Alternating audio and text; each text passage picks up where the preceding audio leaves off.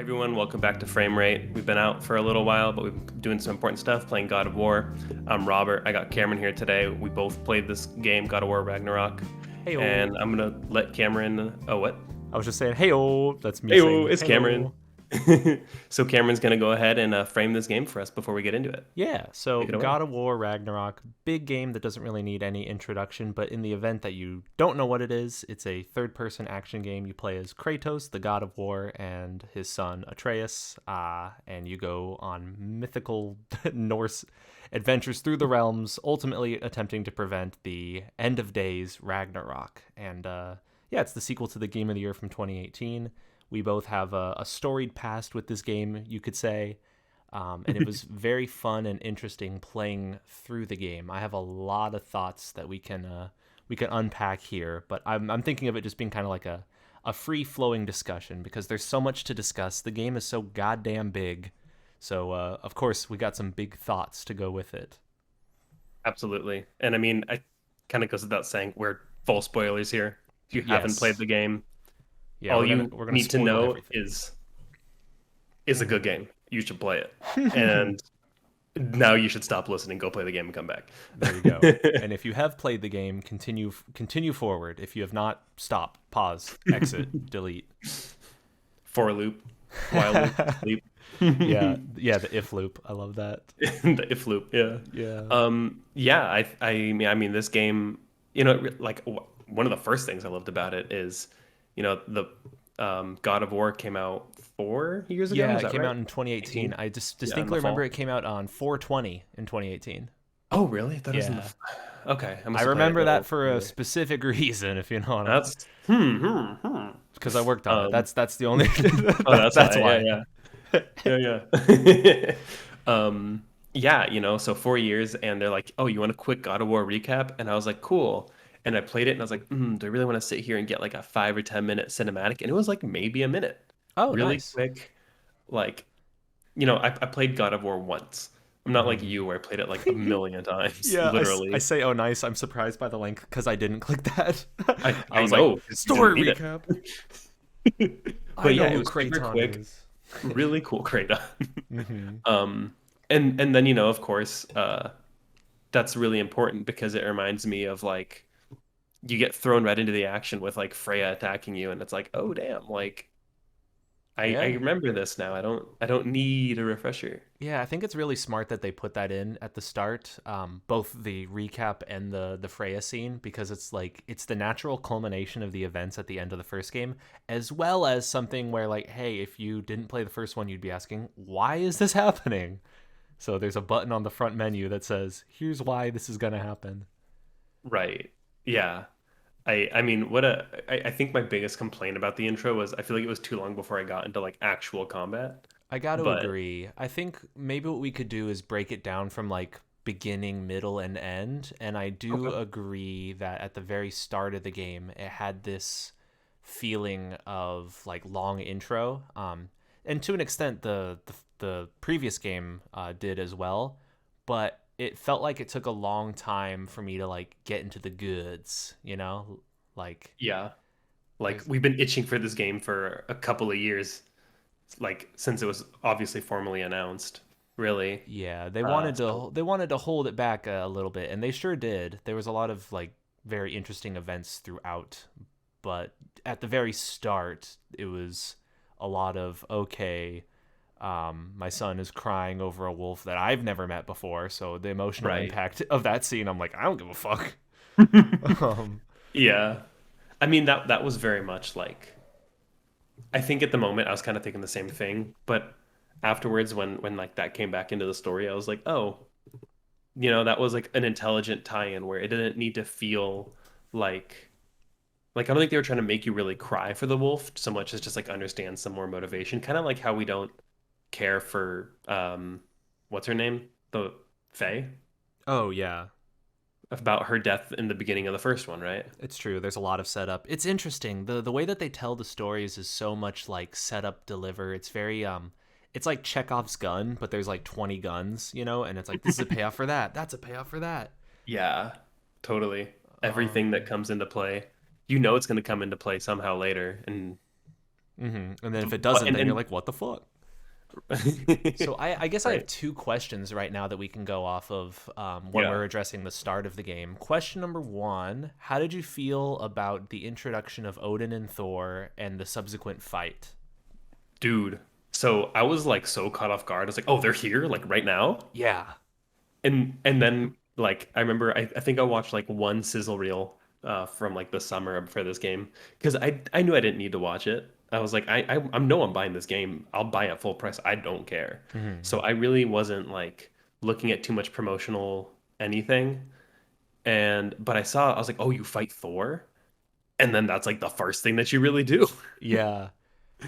I think that fight, it was very smart of them to include such like a strong, like bombastic, like event at the very start of the game. Hmm. I think they did do the same thing with Baldur in the last game, where there's a massive fight with a god, and both of them end up not ultimately dying from the fight, but it's still they give you a taste of it, and I think it's they upped the intensity with the Thor fight. Even the part where he like kills you in air quotes Hmm. and then brings you Yeah. back. I thought How I funny is that that it's like canon to the story that Thor literally kills Kratos right off the bat and goes, "Nah." yeah, actually you're not dead. I loved the Yeah. part too. He threw the hammer at you and then recalled it and it hit Kratos in the back of the head and he went dumbass. I was like, "Oh, that's so good." Especially because like in the last game there's so many times that you could kill enemies with the recall, but somebody's Yeah. using it against you. Yeah. Oh. So it was so good and it set up all this tension for like the rest of the game knowing that Odin has made this offer to Atreus. So from like a narrative standpoint, you're like, I mean, he's got to go, right? And I Mhm. don't remember how much in the mural is depicted from the in the first game of like the prophecy. So I don't know if we knew that was supposed to happen in the prophecy at the time, but Mhm. there's obviously the tension of like Odin's the bad guy. You don't want to work with him. Yeah, I think it was very interesting. I think it's a story that is I'm pretty sure I've seen in other things where you try to prevent something and then you end up causing it. Like every But episode of That's So Raven. yeah, yeah, there you go. See, that's oh my god, dude, Odin and his ravens. That's so Raven. Holy shit, you just blew my mind. That was intentional. That was not an accident at all, I promise. My Jimmy Neutron brain blast. Holy shit. That's really funny. How did you feel about the portrayal of Odin? I really liked it. I compared a lot of this to um Marvel just because like that's the only real exposure I have to Norse mythology, Hmm. which is obviously not very close. Oh, well, that and Sin was Sacrifice, but that's a very different tone also. Yeah. Um but I liked it, you know, it's like he's not physically imposing, but you know that Odin is this like he's a really wise, intelligent, methodical person. And so he doesn't need to be like this big buff dude like Thor is, this huge hulking guy that can probably barely fits through that door, right? So it was Yeah. such a cool discrepancy between those two characteristics right off the bat. So I Yeah. appreciated that. I um I didn't enjoy it as much as I was hoping to, unfortunately, with Odin. I kind of wanted him to be more of an evil bastard.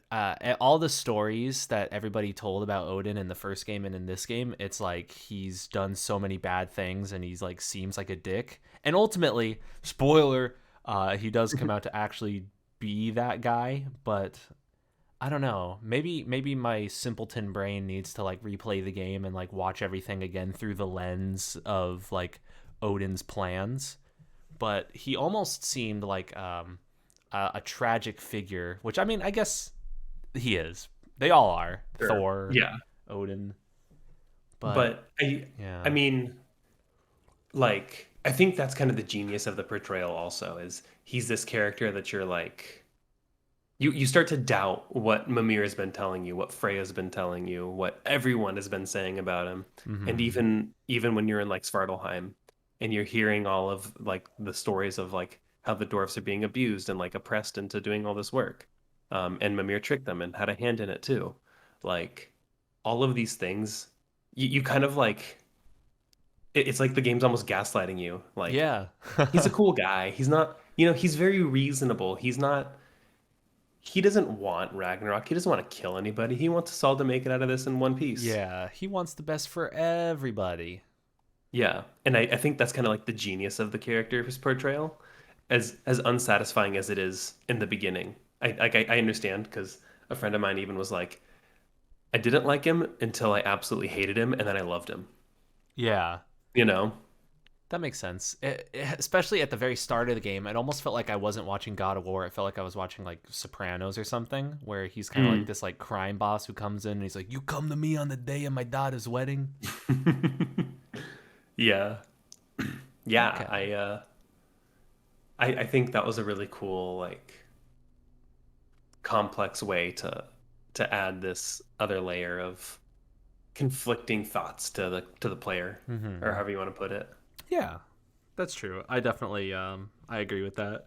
It was interesting seeing him finally in person after all this like build up for the previous game. Speaking of that, I thought I was kind of floored when Kratos goes to sleep for the first time and has a dream, and Faye is right there. Mm. Like I was like, that's Faye. Like what the hell? Like this is somebody also that we haven't seen in so Yeah. long. Like they spent years building up, and then it's like, oh, Yeah, like the whole first game was about her and we hadn't met her.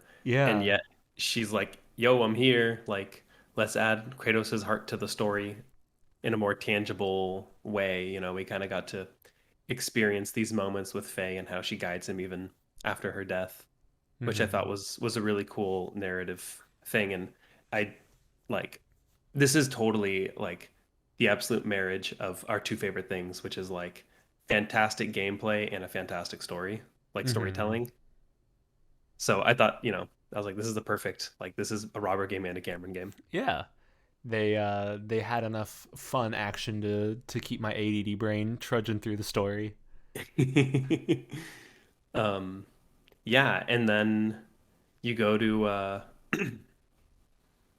Sindri's house from their place and Hmm. then into Svartalheim onward, right? I think so. Yeah, I'm trying to remember Yeah, the exact order of operations because they bounce around a lot for sure. totally. I mean, what'd you think about the general world building of the other realms? I enjoyed it a lot. It was very interesting because that was actually one of my like main complaints about the last game, but it also makes a lot of sense because that's a whole lot of friggin' map building to make. I Yeah. think I probably my favorite part of the game, if I could weigh like one thing above the other, anything above the others, my favorite part of the game would just be like the world itself and all the different worlds and realms that you go to. I think the level design was really good, and there were parts that kind of blew my mind. I'm like, there's more. Like this wraps around and Hmm. connects to that. Like yeah, the all of everything was beautiful and kind of delivered on my expectations. The only one that actually didn't deliver fully on my expectations actually was Asgard. It was like a subversion of my expectations. I was like, oh, this is just a normal ass place with a Yeah, big ass wall. yeah, especially because Asgard is like this big grand thing. You see the Rainbow Bridge over at the top, however that connects. But I know it's like kind of an iconic piece of Asgard. And then you're like, yeah, I'm just climbing these rocks that looks like I don't know, like I mean, I think Ireland because I've been to Ireland, but kind of like that part where you're like, yeah, I'm just on rocks and I climb a wall and then Yeah. like it was very anticlimactic, and then just like this traditional, almost like Viking village, Mm-hmm. uh, which I thought was really clever because obviously we don't spend that much time in there as a player with either Atreus or Kratos. It's So they true. didn't need to build it up, but I think they made it work where I wasn't like disappointed. Yeah, I think when I originally went there, I was like, this place is beautiful. However, I was expecting something more fantastic. Like it was very Hmm. grounded. Yeah, 100%. Yeah, for each of the realms, I thought it was interesting what they did with Niflheim because I'm so used to the Niflheim of the last game that's like shitty, like mist, like dark mist poison. And this one was Yeah, almost more like snowy, which I think it yeah. was a welcome change. And then Vanaheim and Svartalheim were really cool. I loved Svartalheim. That was that was when the game blew my mind, maybe for the second time, because the first time was the Thor fight, Yeah. and the second time that the game blew my mind was in the side quests in Svartalheim, like going around the lake. Hmm. Like Hmm. that was so goddamn cool. Like, did you have a similar thought process or experience when the thing rose out of the water? Dude, yeah, the whale. Yeah. Yeah, that was super cool. I was when I got on the island, I looked down and I was like, oh, do I need to lower the water level somehow in here? Like, will I do some like world-changing event? Hmm. And I wasn't like right, but I've clearly played video games before. Yeah. You got the good instincts, the gamer Yeah. instincts. Yeah, which I think is cool because I feel like this game wasn't so worried about trying to twist and turn you in unnecessary ways. Like Hmm. from the beginning, I was like, well, halfway through the game or two-thirds of the way through the game in God of War, the last one, um, they introduced a new weapon. I bet you this game they introduce a new weapon, and sure enough, Yep. they do, and it still landed. It didn't matter that I wasn't like waiting on it, but when it happened, I was like, called it, knew it. Um, Yeah, I definitely have a different thought when it comes to the weapon, and yeah, it's because I set myself up with excitement for almost unrealistic expectations. So this is probably not the best way to play the game, but while I was playing through it, I convinced myself I was going to get Mjolnir. Like yeah, I thought I so the too. whole time I was like, when do I get Thor's hammer? When do I? And I was looking for clues even. Like I if I picked up an item and it even mentioned electricity, I would be like, there it is. That's Thor's hammer. All right, let's go. Um and that never happened. So I specifically wrote. I have my notes here. In my notes, I just wrote down like a decent amount of bugs because I found a couple bugs. But Yeah. I wrote no Mjolnir. I'm gonna shit my britches. Did you? Yeah. No. Ah. But yeah, supposedly there's an interview with like one of the like directors or designers or something, and they said like, "Oh, that would have been too obvious," and I'm like, "Yeah, give it to me, I want it." But I think they did a decent job setting up what's gonna happen with it next. Yeah, totally. If there is next, Um, actually, that's an I interesting. Mm, right. I mean, people have talked about how this is a duology. There's not going to be a third game, yeah. but if there's a spin-off series that like the new rumor is Kratos goes to like Egypt, right? Oh, really?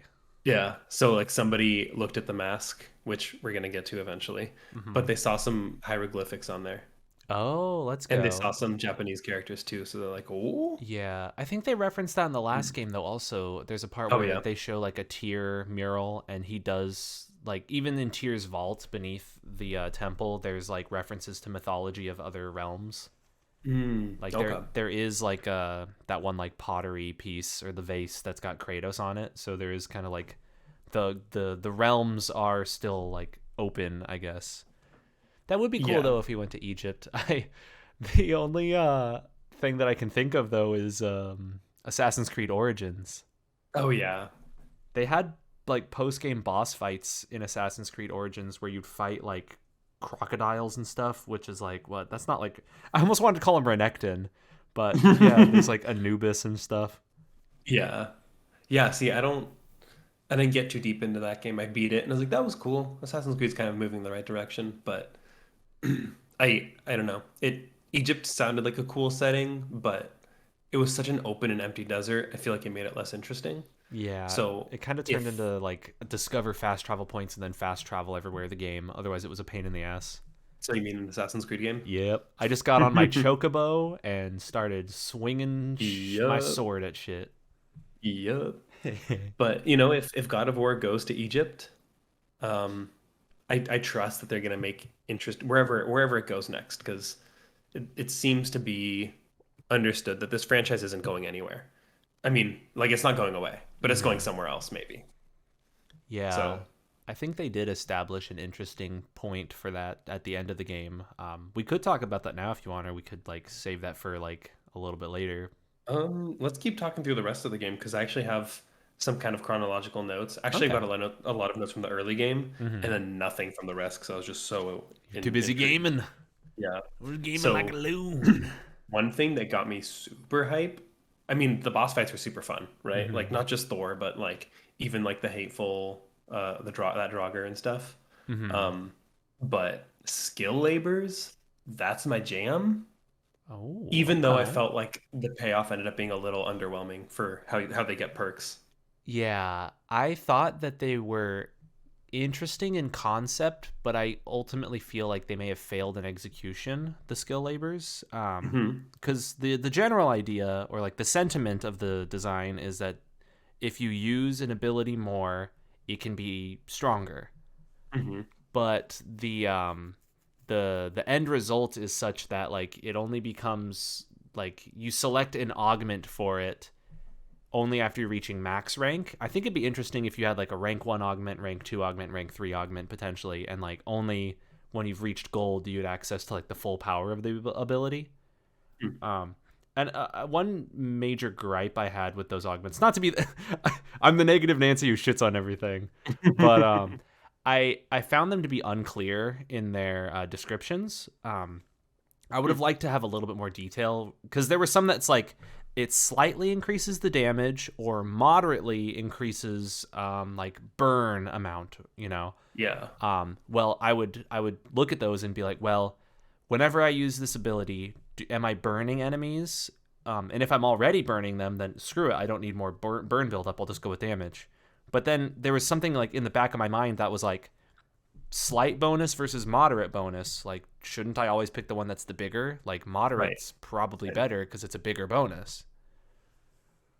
Totally same. I mean, I think what I would have done to make it better was maybe each tier unlocks one of those things.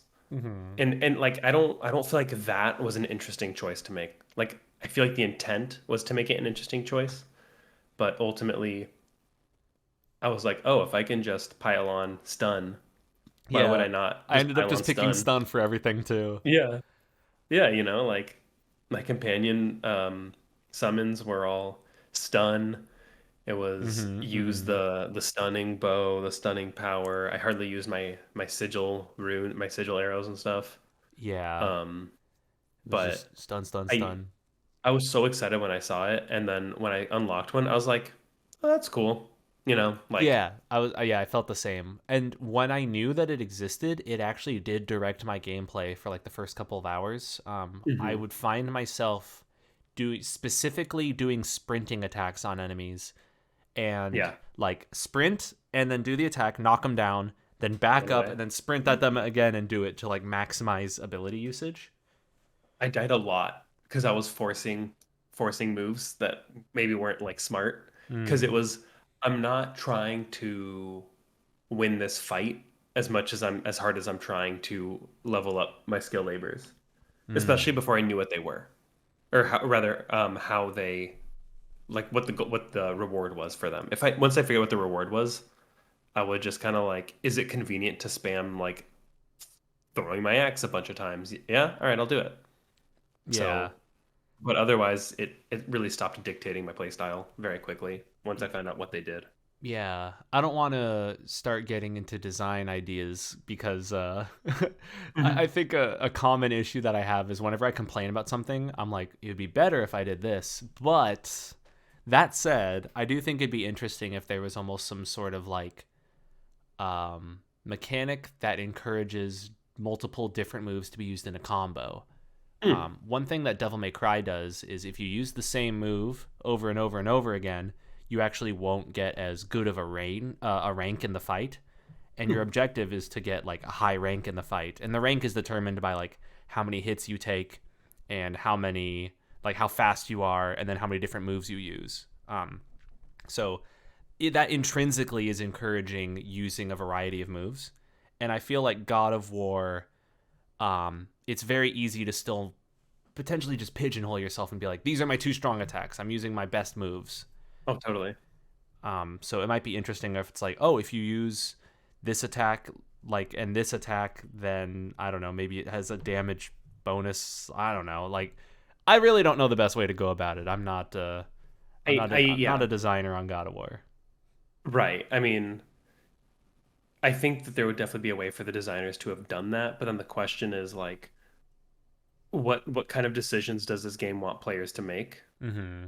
You know, like Yeah, because for ideas the like that, there's like a sentiment behind them, and it's a good sentiment. I agree with the sentiment where it's like augment your abilities, and when you use them, you become more proficient in them.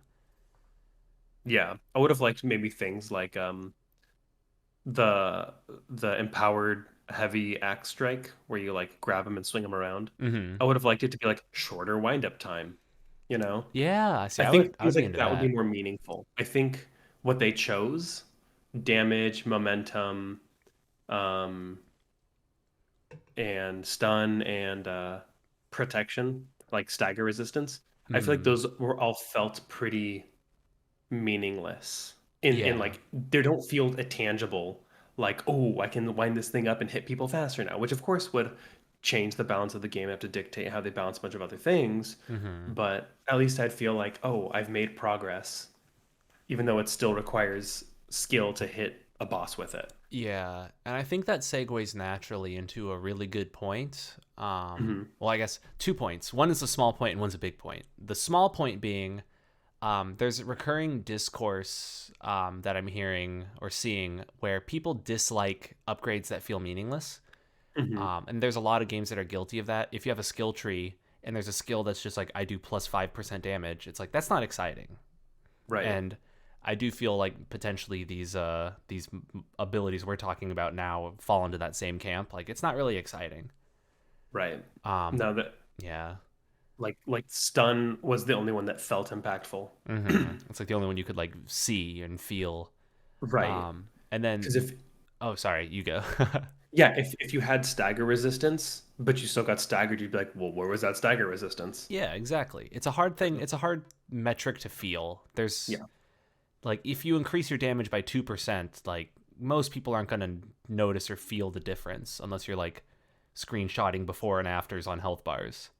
Yeah. Um, Totally. the second point I want to bring up, and the one that's kind of more of a big point, I do want to praise the game for some aspects, and I don't want to be the guy who's only negative, but I do feel like there was too much numbers in RPG. Like there was too many, Hmm. like too much gear, like equipping and unequipping, like too much random like shit for characters. I think the reason I don't agree. And I don't agree because I very quickly realized that you could commit to one set of gear Mm-hmm. and do it for the set bonus. And Mm-hmm. the set bonus is what dictated most of what I wanted to do. The part where I started having to do those numbers, where I will agree with you, is when I was starting to do like berserker fights. Mm-hmm. And that's where I was like, oh, I need to get my vitality to this to be able to use that enchantment. Um, or whatever, right? But otherwise, I found a perk that I liked for my equipment and it synergized because I was like, it's like moderate luck to poison enemies with like Lunda's armor. So I did that. Mm-hmm. And then I went with everything else that was like luck based just because I knew, oh, well, Lunda's armor is luck based. And that increases my luck. And so if I go with this one, it increases my luck even more. And so I wasn't theory crafting personally until I was getting my ass beat by like a really hard side boss, Mm-hmm. really, because the main game bosses were never kick your ass challenging. Yeah, I like that they did that. Make it so that way the side stuff is where you can seek out the real challenge, but the main story is a little bit more accessible. Yeah, but at the same time, keeping it where like it's not like Kingdom Hearts on normal where you can just button mash. You have to actually be conscious of how you're playing the game.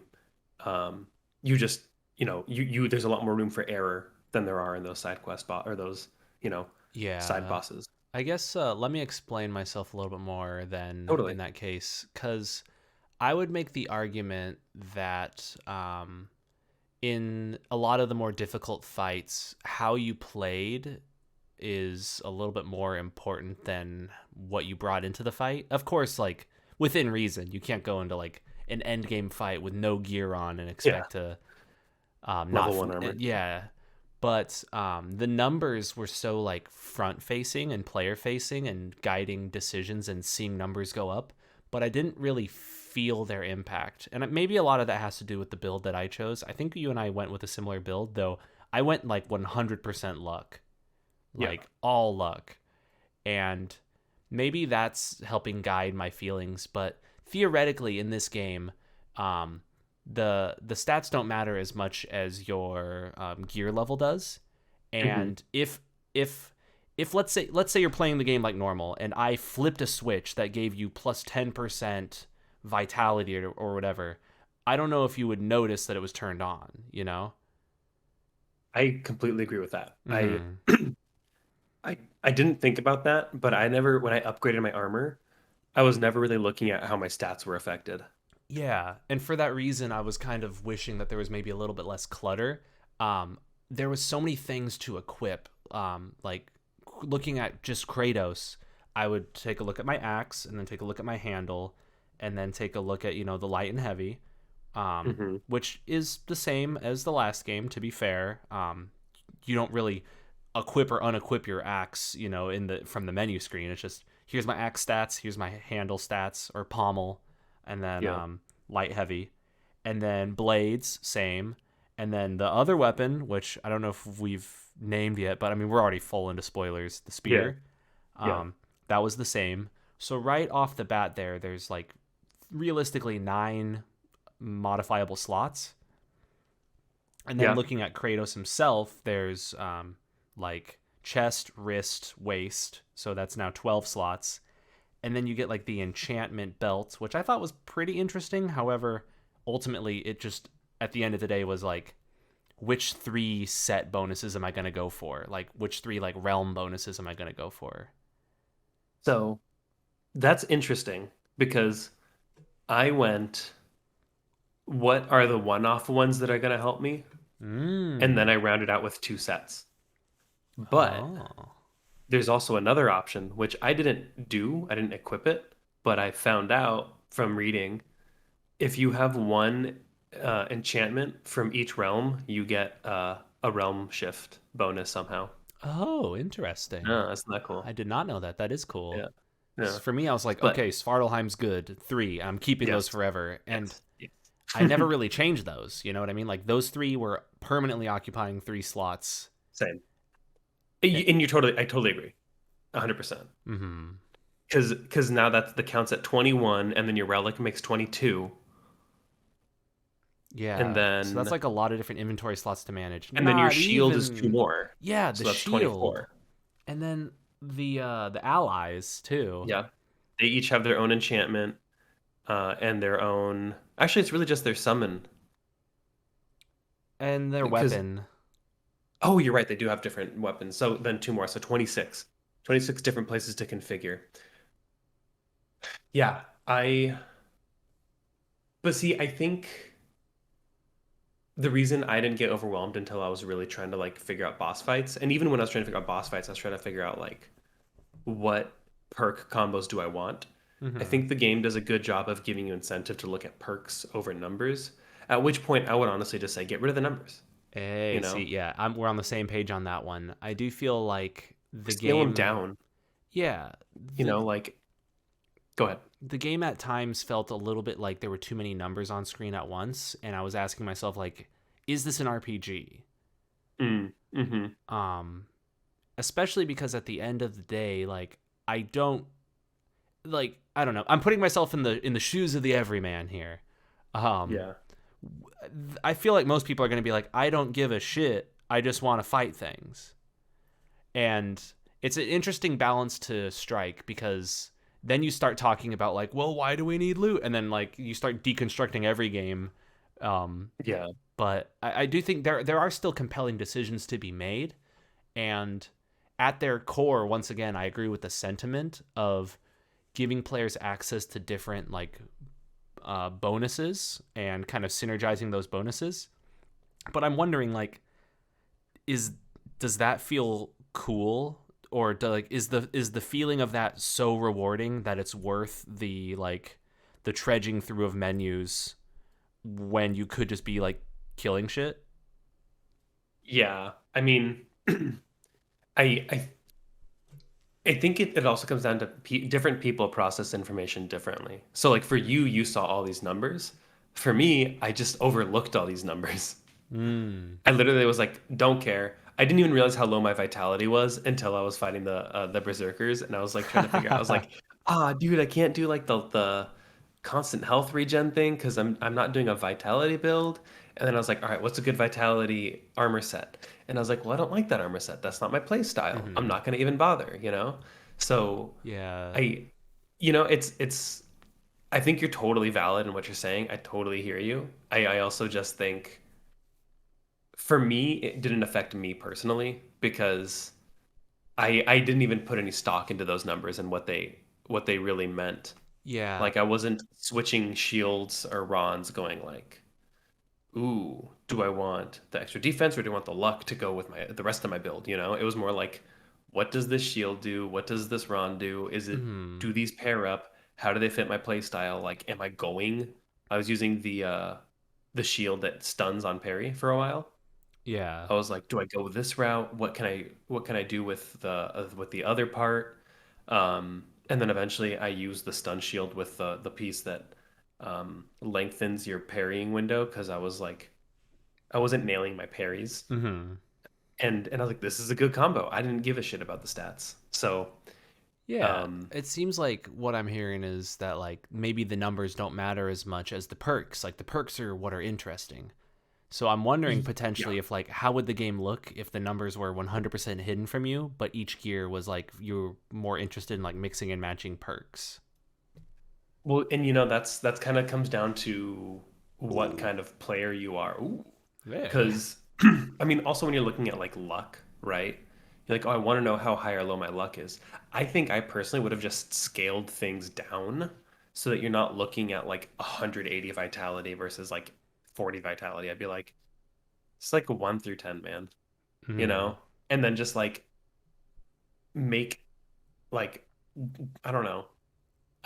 I'm just like I'm thinking through it, and I don't know that I have a better solution, but to me personally, if the numbers like the numbers didn't dictate what I wanted to do, Hmm. but if I had thought, oh, I really want to do a vitality build, and I go look at the vitality armor, I'd have to really be like, is this the style that I want to play, or do I really want the poison to level them down regularly, or or whatever my strategy was for different bosses or different areas of the game. Yeah. For at some point, I started using the Raven's armor, which I loved. Um, and that's also very luck based because that luck procs that healing mist. Yeah. You got to get those heals.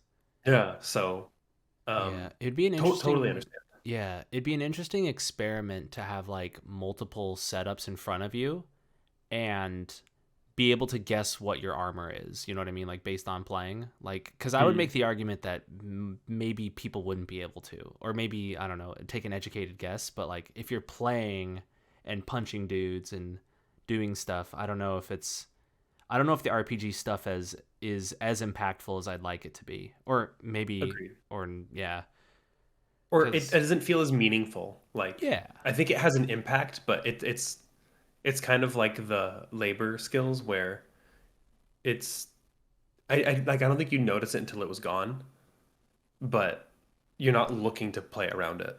Mhm. Yeah, that makes a lot of sense. Well, I don't want to keep shitting on stuff for too long, but yeah, it's Well, hard I not mean, to. I think that's a really interesting point, especially as somebody who works in game design, and obviously we both went to school to study games, and design was a big part of that. Mhm. And what we like to talk about in general, I,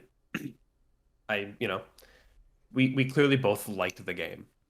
Yeah, we only So, talk about the stuff we dislike because we love the game so much, and we always are thinking about like, well, what we it was so good, but how could it be even better? what two things I didn't like? I mean, I Ooh, totally agree. Um, what's up? I feel like loading screens were underwhelming. Load times. Oh yeah. Um, in reference to like fast travel, Yeah. I Like do. I understand that dialogue extends that time where you're talking, but outside of that, when I was traveling between realms and there was no dialogue, it felt longer than I thought it would. Yeah, I yeah. If there were times where like the door just immediately appeared, Hmm. and I was like, oh, that was pretty fast. But that is one thing that's interesting. They're so committed to the no camera cut thing in God of War, where Yeah. sometimes I just wish I could just friggin' open a menu and pick a point to fast travel to from the menu, in the Yeah. name of convenience. I do I do want to point out though, like I'm not it's far from a deal breaker, like I just thought it's a PS5, it's gonna load faster, and it did, just not as fast as I would have thought. But you also do cut when you go through the screen, you get a white screen through the Yeah, yeah. door. So It's like we don't but cut, but we also just like flash the screen. yeah. We may as well have just cut. It's like an OK Go music video. Yeah, or Um Charlie work. or Charlie work. Yeah, Yeah. Charlie work. They actually do have cuts that they mask, and I was bummed when Yeah. I started noticing that. As a Oh random yeah. aside, I rewatched that episode recently, with It's one of my Colton and favorites. Amanda, and there's a part where they have really bad like green screen. It's the part towards the end of the episode where Charlie's like putting the keys back in the health inspector's like pocket, and Hmm. Dennis is behind him, like in the hallway of Patty's, and that it's green screened, and they're trying to match the movement of the interior of Patty's with the movement of the camera that's standing outside, and it's like a little bit off, and it looks like the restaurant's moving like inside. I don't. It's hard to describe, but Huh. oh I'm gonna man, have to look at that. That's interesting. yeah, rewatch it. That's like one of the downsides of being like too obsessed with like watching shows to the point where like you start noticing all the little. I start getting nitpicky. I'm nitpicky on I, God of War 2. Hey. but I mean, I think you nitpick the things you care about that are like worth like it's not worth nitpicking a game I don't care that much about, That's like true. Yeah, like having thoughts about it and nitpicking stuff is almost like the byproduct of giving enough of a shit to look into it. yeah, like I really liked Guardians of the Galaxy, even Horizon Forbidden West, but not enough to like nitpick on them because I feel like they were great games and for what they were, and that's kind of where it ends. Hmm.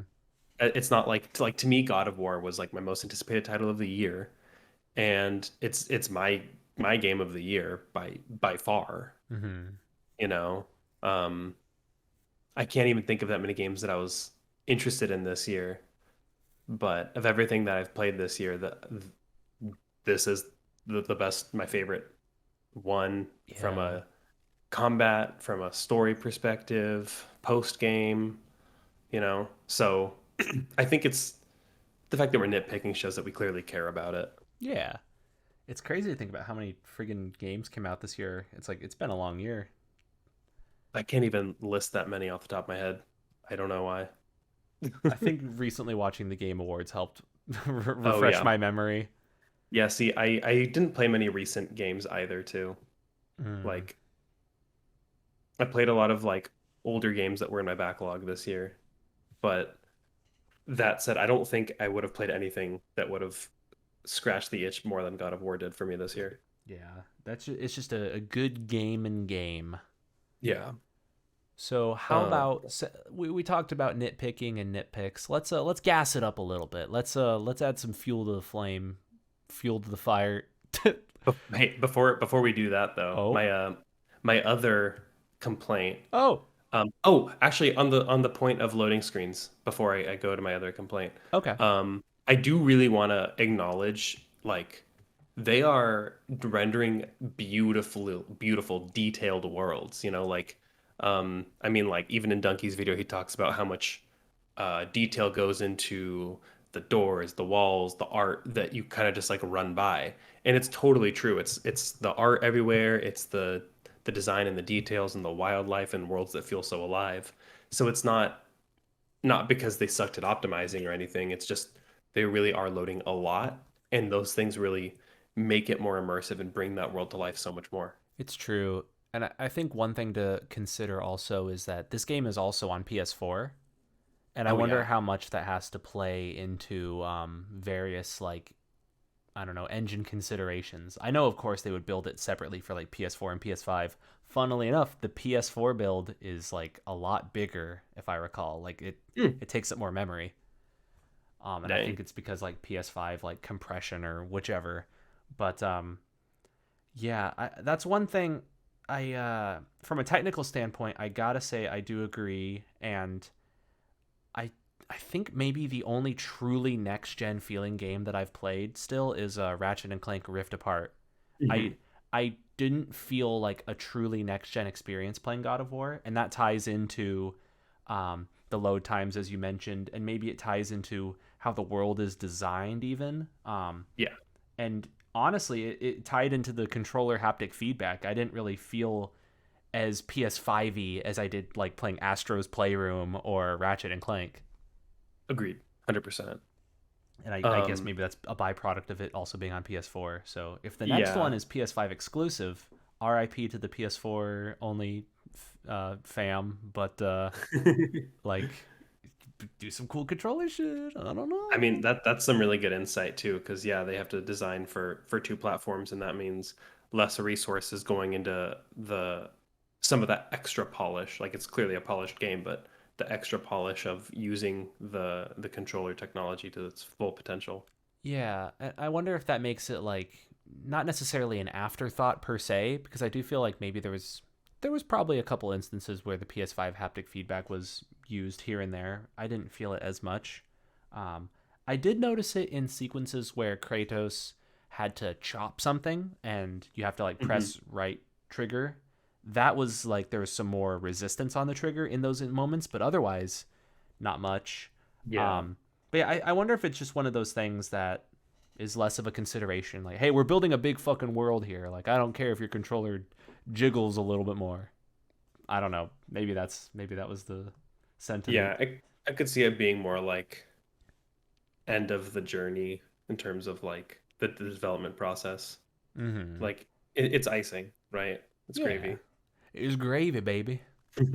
The my other complaint was climbing was Yeah. so boring. Like, and they improved it by using the chains for traversal. Oh yeah, Um, I like that a but lot. yeah, but I think it was really important to add that verticality and add that scale of like how far underground you're going in Alfheim or Mm-hmm. or whatever the situation is, right? So so you know, like not something where I was like I'm ready to put this game down, but I was like I just want to get to where I'm going, and this feels like it's just a product of like we need to take up more uh vertical space to really make this world as immersive as they want it to. Yeah, Um, I so it had some drawbacks to it. I agree. The climbing sections, there were some that felt very long.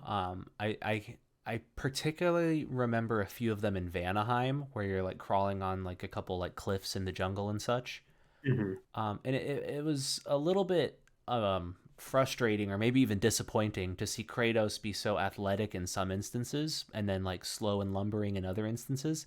And that's just like a common video game problem entirely. But I particularly noted it when I was in Svartalheim and I Hmm. was in the on the whale that we love so well, that we love Yes, so whale. Um, I really like them. but there was an instance where I could drop down immediately with my chains to get back to the dock where my boat was, and I Hmm. was like, "That's awesome! It was so quick." But if I wanted to go back up, I needed to turn around and then like slow climb up again. I couldn't repeat that. Like I couldn't go up as fast as I went down, which I think is the Right. same. That's true of real life, I guess. But I don't But know. in a video game, it's like, you know, I think the climbing scenes were kind of used like similar to the tree when you're like loading to go between places of like it's filled with dialogue to kind of get your brain past, okay, I'm doing this slow thing. But once you're revisiting or you're out of dialogue, suddenly like that's all you can focus on is gotta sit here and listen to the clink clink clink clink or thud thud thud thud and then the and then the thud thud thud thud, you know? Yeah, I think it makes it so that way exploring every area for the first time is bearable or exciting even. Yeah. there was a There's lot an of side anticipation. quests. Yeah, Yeah. there were so many side quests or areas where there was a lot of like character dialogue, and it was actually like emotional, fleshed out dialogue for these characters. Hmm. There was some like stuff packed away in side quests where I was like, holy fuck, like that's it was so brave to have such high quality content be optional, missable, hidden. Um, but yeah, what I'm getting at is these areas were fun to explore the first time, but if you're trying to get the platinum and hunt down everything, it's not as fun to explore the second time. I did do that for like every area. I Yeah. went because I was hunting down ravens and such, and I did like that they showed me like per little like subsection of each realm like how many ravens I had gotten. So I was scouring some of these areas, and there was no dialogue, and I was going through the caves in Alfheim where Hmm. the jellyfish were, Yeah. Yeah. and freaking hell, it was misery. Yeah. Um, so I actually platinumed the game as well. Let's go. Yeah. First game that I think I've ever done that on. That's awesome. Did you have a similar And experience? yeah, I had to look up, I think, one Raven because it was the one outside of Freyr's camp. And he was like the same color as Plant. So I literally couldn't like the game was like, he's over there. And I was like, I don't know if this is it. I think it's just a plant. Because the whole game, I was like, Raven, oh, it's a plant. Raven, oh, it's a plant. Yeah. So then I just saw it and then I threw the spear and then I got it. I'm like, all right, I guess that was it. But I was always on alert whenever I heard the raven sounds. I didn't, I literally didn't even know there were Raven sounds. Oh, that was the key to hunting them. Yeah, So, well, see, that would have helped because for the ones that like for that one, if you hear it, then you're like, oh, I feel like that's what it is. I didn't know that was a thing. yeah, like once you hear the raven sound, that's when you know to like stop everything and like look around. Although there were some instances where you could hear the raven sound before reaching the area where you could hit it. So there Hmm. were some times where I'd drop everything I was doing and look around for a long time and then be like, well, shit, I guess I can't get the raven, and then progress. And then eventually the like my path would wrap back around and then I'd be like on the other side of a river or whatever. And then Hmm. that's where I could see the raven. Um, See, I think I missed like six or eight of them hmm. after my first playthrough, like after my first go through the game. So I did the rest in post game. That's pretty But I good to get really, that many in the first go. yeah, yeah, I was surprised because I told myself like, I know Cameron 100% of this. There's no way I'm going to. And then afterwards, like I was looking for them the whole time I was playing the Hmm. game. So then when I finally got to the end, I was like, oh dang, I'm actually pretty close to getting all of these. Hell So yeah. I may as well just like go for it. And then I actually didn't even realize that the map gave you that information Oh, until I was like like in the post game scouring the map, and then I was like, wait a minute, this tells me where things are? holy shit. What? Yeah. Yeah.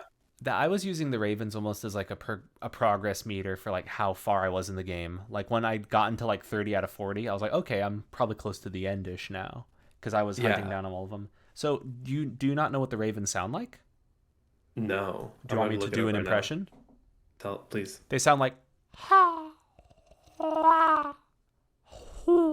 and it's like there's like it has like a mystical reverb to them, but it's like I'm gonna play it right now. yeah. Give it a nice little listen, baby. They sound good. Oh, this is the first game, but Oh, I think they have a similar sound. They might have made them louder in the second game to be more pronounced. Do you hear them? Is it like no, it sounds kind of like mystical. it's like mystical wind almost. It just sounds like almost like a mystical shimmer type thing. Yeah. So I think in the second It can one, kind of blend into stuff, honestly. yeah. So maybe in the second one, it's a little more noticeable. Actually, I saw this video is much louder than the other one. They got to replace their sound effects with mine. Yeah, I would appreciate that. I would prefer that actually. Well, then you would know where the ravens are, right? Like Yeah. immediately you'd be like, "There's a raven there. I'm gonna kill it." You hear the sounds I make, and your initial impulse naturally is, "I want to kill that thing." Oh, I hear that shimmering. See, I I didn't realize that's what that realize. was. Yeah. I The more wonder you if the more you know. it's like my experience with the last game that maybe guided my feeling on that one or my Maybe. knowledge on that one.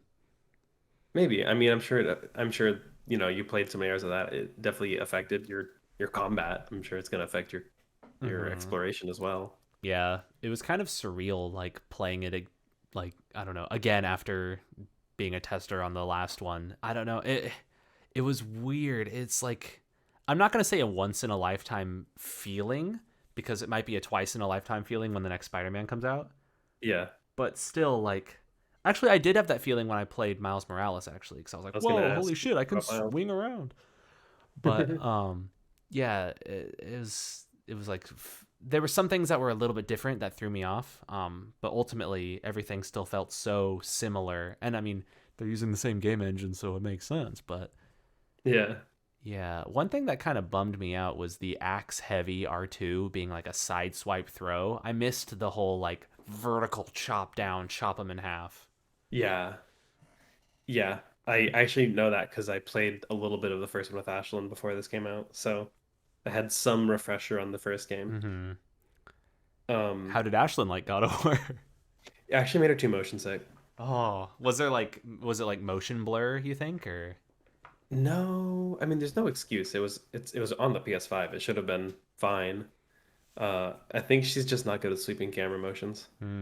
yeah. Sometimes if motion blur is reduced, that can help with that. But Hmm. honestly, I'll admit I've been feeling a little bit more of that lately. I don't know what it is. Like maybe I've been staring at computer screens too much and my eyes are going. But I've been feeling a little bit more fatigued when playing games, Hmm. and I feel it the most when playing like rich games like a God of War or a Ratchet and Clank where there's a lot to parse in every frame. I Yeah. feel like my eyes are like freaking burning out playing some of these games because it's so beautiful. It's too beautiful. Could you make your games a Yeah. little more ugly, please? Um, let's keep going through the story though. I'm down. So we went through Svartalheim Like and Fartelheim. then in rescued Tyr, which is a very important story point because it's not actually him, spoiler alert. Whoa. Which, yeah, which was fantastic once they got there. But like, Hmm. so from there we get him, and then we go to Alfheim next, right? I think so. Can we talk about the tier thing though? Oh, sure, totally. I kind of disliked tier the whole way through, and it makes sense. But I don't know. I want to deconstruct this with you. Was Tyr Odin the whole time in costume? Because it seemed like he was so omnipresent that was it a clone or was he actually like physically there the whole time? I wonder if it was one of those like Odin could project himself to Tyr when he wasn't doing anything active, or he would just straight up disappear in his room or whatever. Yeah, I think it might And be then, the latter. That's the impression that I get. yeah, But but yeah. I mean, I could totally see him being like, oh, it doesn't take that much effort from him to like render himself somewhere when he needs when he whatever, like he could probably Yeah, do a clone because he that can just maybe teleport doesn't and interact. Yeah. so I will say I saw a lot of praise for how this was handled, and in my gut I somewhat disagree. And Hmm. I feel like am I a salty, cynical old bastard now at this point? But I don't necessarily agree that it's great writing to have a character dress up as another character and then make small comments throughout the story hinting that they weren't that person the whole time. And then flipping the switch and being like, I wasn't that person the whole time. I don't know. Like, I'm sounding like an asshole, but I I don't. If you're playing through it the first time and then that's tier and then the switch is flipped and it wasn't tier, it causes you to rethink all your previous interactions, right? Totally. The thing is, we never had any interactions with base tier, so like fake versus base, like that was just my perception of tier the whole time. I see. I understand your point. So I I yeah, get so it. when he's gone, then it just is like, oh well, every that person I talked to was just a lie the whole time. So I was attributing all of those like everything that was said to that tier, and I was thinking of this person as like, oh, that's who tier is, and then they're gone, and then I'm like, well, okay, so all the past interactions that I had with this person weren't with Tyr. They were with somebody, Odin, pretending to be Tyr. And I guess he did a decent job, but I don't know. Like at that point, I felt like a pit in my stomach, or like a hole where I'm like, this is where Tyr is supposed to be, and he was just ripped away. And I mean, maybe Yeah. that's how the characters feel too, but I don't know. It's being like, I don't know if I necessarily agree that it's like a genius like setup and conclusion, but maybe I'm just an asshole. I didn't have any gripes with it. I think I praised it because they had the rest of the characters um also like they knew like Mimir and Freya, I got the impression knew Tyr before, at least on some level, or if not, then maybe it's just me creating those drawing those lines that don't exist, but Yeah, that's the interesting thing too, because I think Odin did know them before, and maybe Tyr did not. And mm, Tyr had a sense of familiarity with them that those were some of the clues. Like yeah, you're one of the right. one of the big clues was Tyr when he first sees Freya again says hello Frigg, which Yeah, is yeah. I was noticing that with that she kept getting called Frigg sometimes. And You were like, now what the that you say Frigg? that, I realize Realize, that realize. that's yeah, interesting. And yeah, so I it's a paradoxical thing, because on one hand I want to commend it as like good setup and good punchline, or punchline per se, good payoff, Mm. but at the same time I don't necessarily know if I agree that it was a great payoff, because it's just like the person that you know wasn't the person that you know, and I'm like, okay, but like, I've been tricked, yeah, who but were they actually? I Oh, feel like I've just been nobody. lied to, not really tricked. Like Yeah. they're different. I get that. I think it worked for me, but I totally hear what you're saying of like there's a difference between like outwitting me and then just lying to me. Yeah. And it does make you look back in all the instances where Tyr was present and recontextualize things. Like the gross food that he was serving. That was Yeah. so clever in retrospect. and and then there was the scene where they're inside of one of the triptychs, like looking at the messages of the giants, and he says like, "Oh, she lied," and he's in reference to like Groa, I believe, and the Hmm. prophecy that she gave him. She intentionally lied in the prophecy, and Odin in that moment is realizing it was a lie. But I don't know, like it feels like it's I don't know. Is it a little bit too like big for its britches to be like setting up all these scenes that you need to recontextualize after a switch is flipped later? Like, is that great or not great? I don't know. I think it's good. I think what keeps it from being great is your point of we never had a baseline of who was tier beforehand. Mm-hmm. But like I think it still works. I just think it's not like no pun intended god tier plot twist to the same degree as if, if you were to like have fought like with Tyr in the first game and then he was imprisoned and then he comes back and then you're like, oh, he really is a different person because of the jail, and you're like, no, he's a different person because he's not the same person. Then I feel like it would have been like the biggest like boom, like Yeah. mic drop. So it works for me, but it's not. I don't. I agree with you. It's not as good as it could have been without having that like baseline of who is um here. Yeah, and I think one thing that maybe works against it as well is the fact that characters do comment on him being a disappointment, because there's such this like mysticism and buildup of Tyr, the god of war, in the first game. Mm, Like you go to Tyr's temple, yeah, like he's this mystical, like awesome dude, and all of these murals that you see. It's like he's uniting the realms. He's so cool, and then you finally do meet him, and you're like, oh, this guy kind of sucks. And then he, yeah. he pulls his face off, and it's like, well, I wasn't actually Tyr. So the guy you thought sucked was just me pretending to be him. It was like Odin's almost vision of him. So So then yeah, the you're character you're like justified in thinking he sucks. yeah, and then Atreus comments on that. They're like, "Oh, like I thought he was going to be cooler. I think like what they say something along those lines where it's like, oh, is he a disappointment?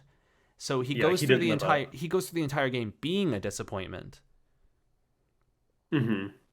But it's But yeah, then, yeah, it's a yeah. complex one to unpack because that's got to be one of the biggest, I don't know, plot twists, right? In the whole game. That's got to be Oh, like the totally, biggest one.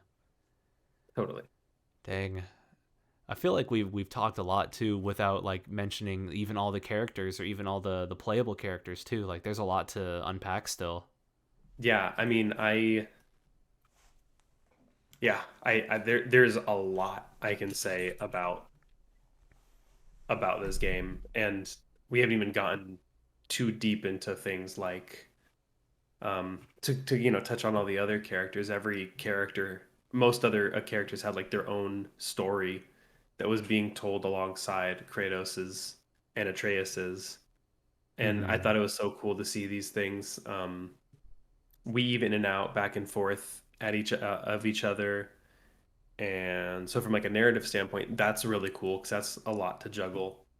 Um, but like, you see like Thrud has a huge moment of growth.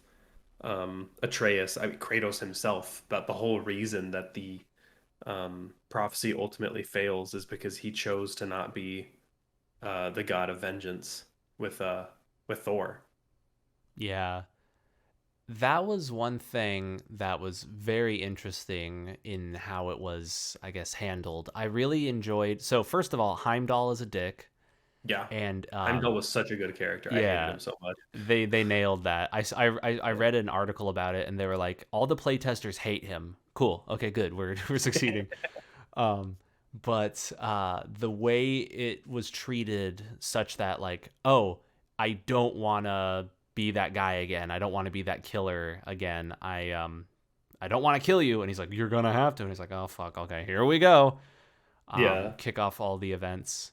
Dang, there was a couple other things I wanted to bring up. I had so many different thoughts. So there's two things, two like big thoughts here that I want to like deconstruct with you. Yeah. Um, Number one, how did you Number feel one. when it's first switched to Atreus as the playable character? I have notes on that. Atreus made me um there was a difference. It felt like a physical difference in how you can navigate the realm with him. Mm-hmm. And if everything felt so light and snappy and fast, and you don't feel that power anymore, and you almost you appreciate that power that Kratos brings, whether it's swinging his weapons or opening crates or whatever. Mm-hmm. But ultimately, it made me just want to keep playing as Kratos. I feel that, yeah. It was very interesting to switch to Atreus, and that did blow my mind. I was like, holy fuck.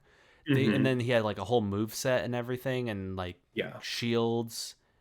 That must have taken so goddamn long to create, an entire other playable character with a full move set. for what, like a tenth of the game, maybe. Yeah, like And a lot of that's just the walking in Ironwood, which was a mm-hmm. cool sequence, but it dragged. Yeah, I agree. It was cool too that sequence where you're running down the cliff as the wolf, like just running with Mm. Angerboda. Dude, that was so cool. That was Mm-hmm. like that felt like a like almost a therapeutic release somehow. Yeah, it's like he's And it was, I accepting guess who he it was is. supposed to be. Yeah, it was supposed to be. Yeah, he's coming Um, to terms with Loki. yeah, the dual character that Atreus has. That was one Um, thing that did frustrate me though. There was a lot of issues between Atreus and Kratos that could have been resolved if communication was like a little bit better. I which I sp- think is one of Kratos's flaws, to be True. fair. Yeah. But it's still a frustrating trope. It is. Yeah, and I think one instance of it that really like stuck out to me was Kratos asks a yes or no question. He's like, "Did you go to Asgard?" And rather than Hmm. answering yes or no, Atreus says, why can't I Why have don't you trust secrets? me? You have Yeah, secrets." Well, it's like yeah, I asked you a yes or no question and you responded by asking me a question, and then it turns into this whole like yelling argument and oh my gosh. yeah. Yeah, I agree. Um, Especially when it's like I don't feel like I fully um connected with Atreus and his like emotional state even after Ironwood.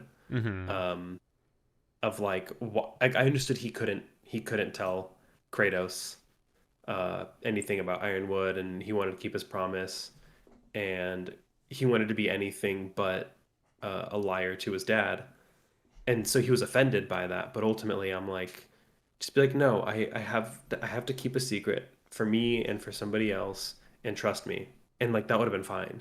But it's kind of like what the game needed, what the narrative needed to push him um to Asgard, which traversing Asgard was kind of meh.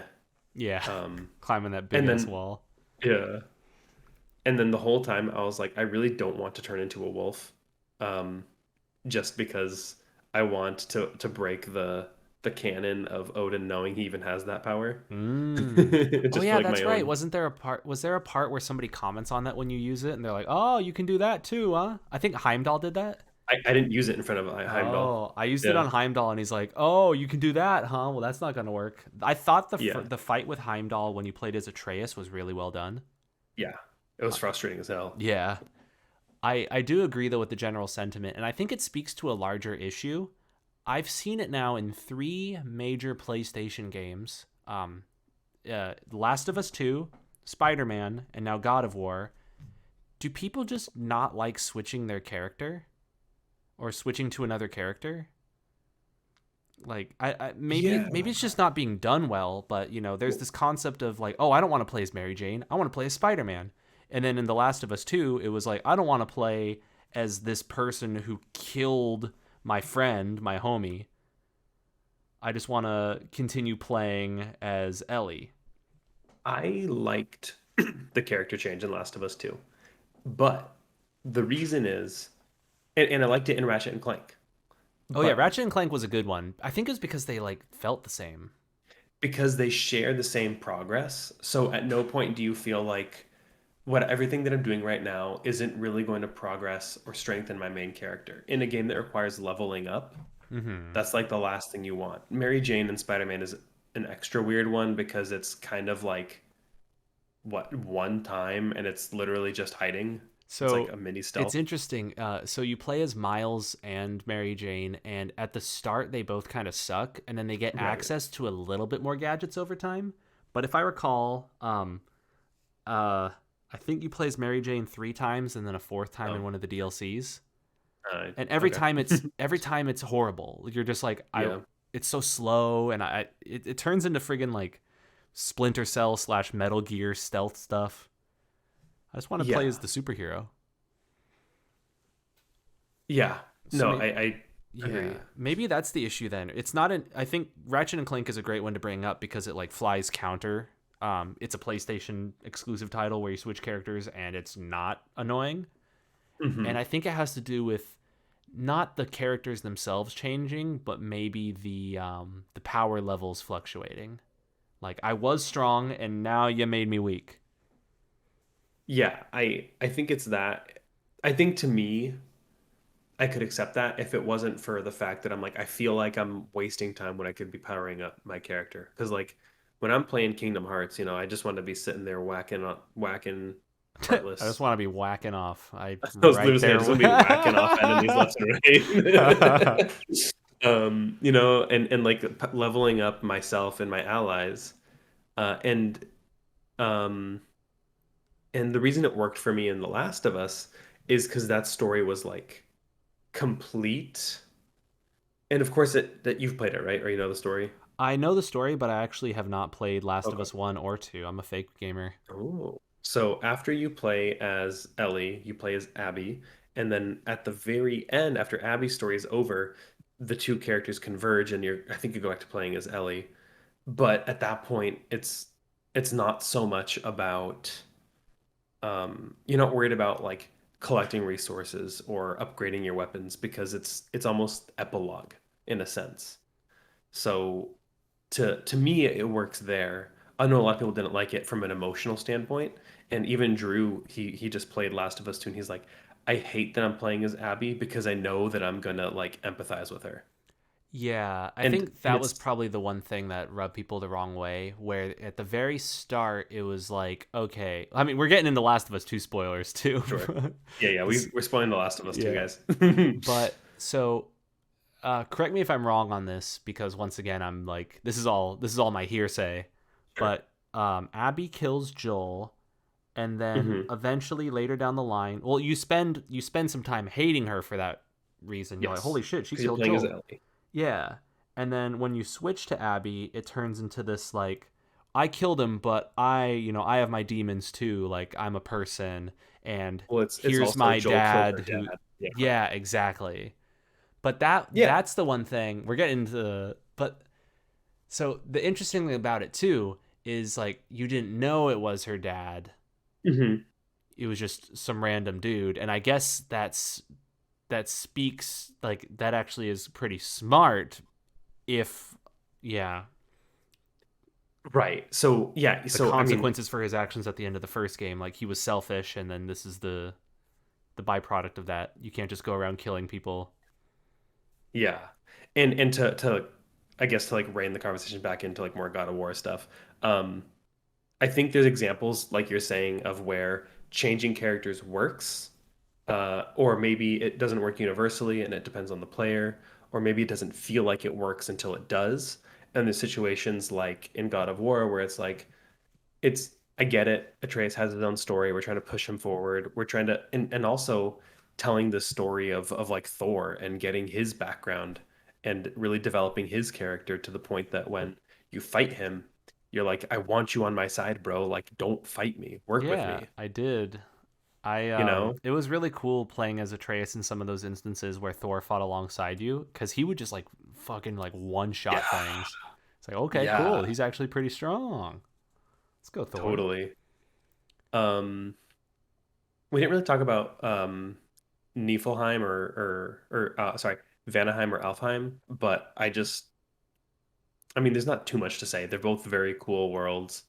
Um, Yeah, and I think they both had like some of the biggest exploration areas. That yeah. exploration area in Vanaheim blew my mind.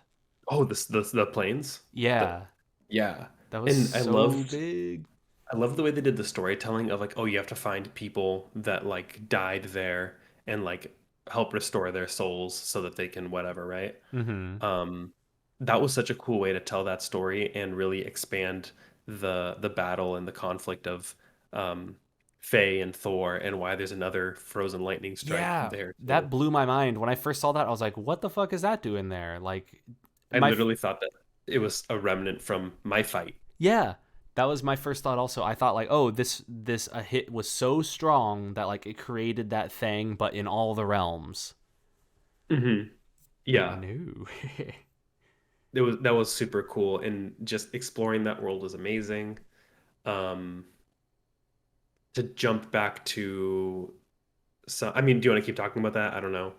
I I I I know we've been talking about this game for a while, and at this point, I just kind of want to talk about the world, each realm a little bit more. Yeah, I guess all I'll say is I feel like a lot of the exploration areas were so well thought out that they were sometimes even better than the main content. It felt like.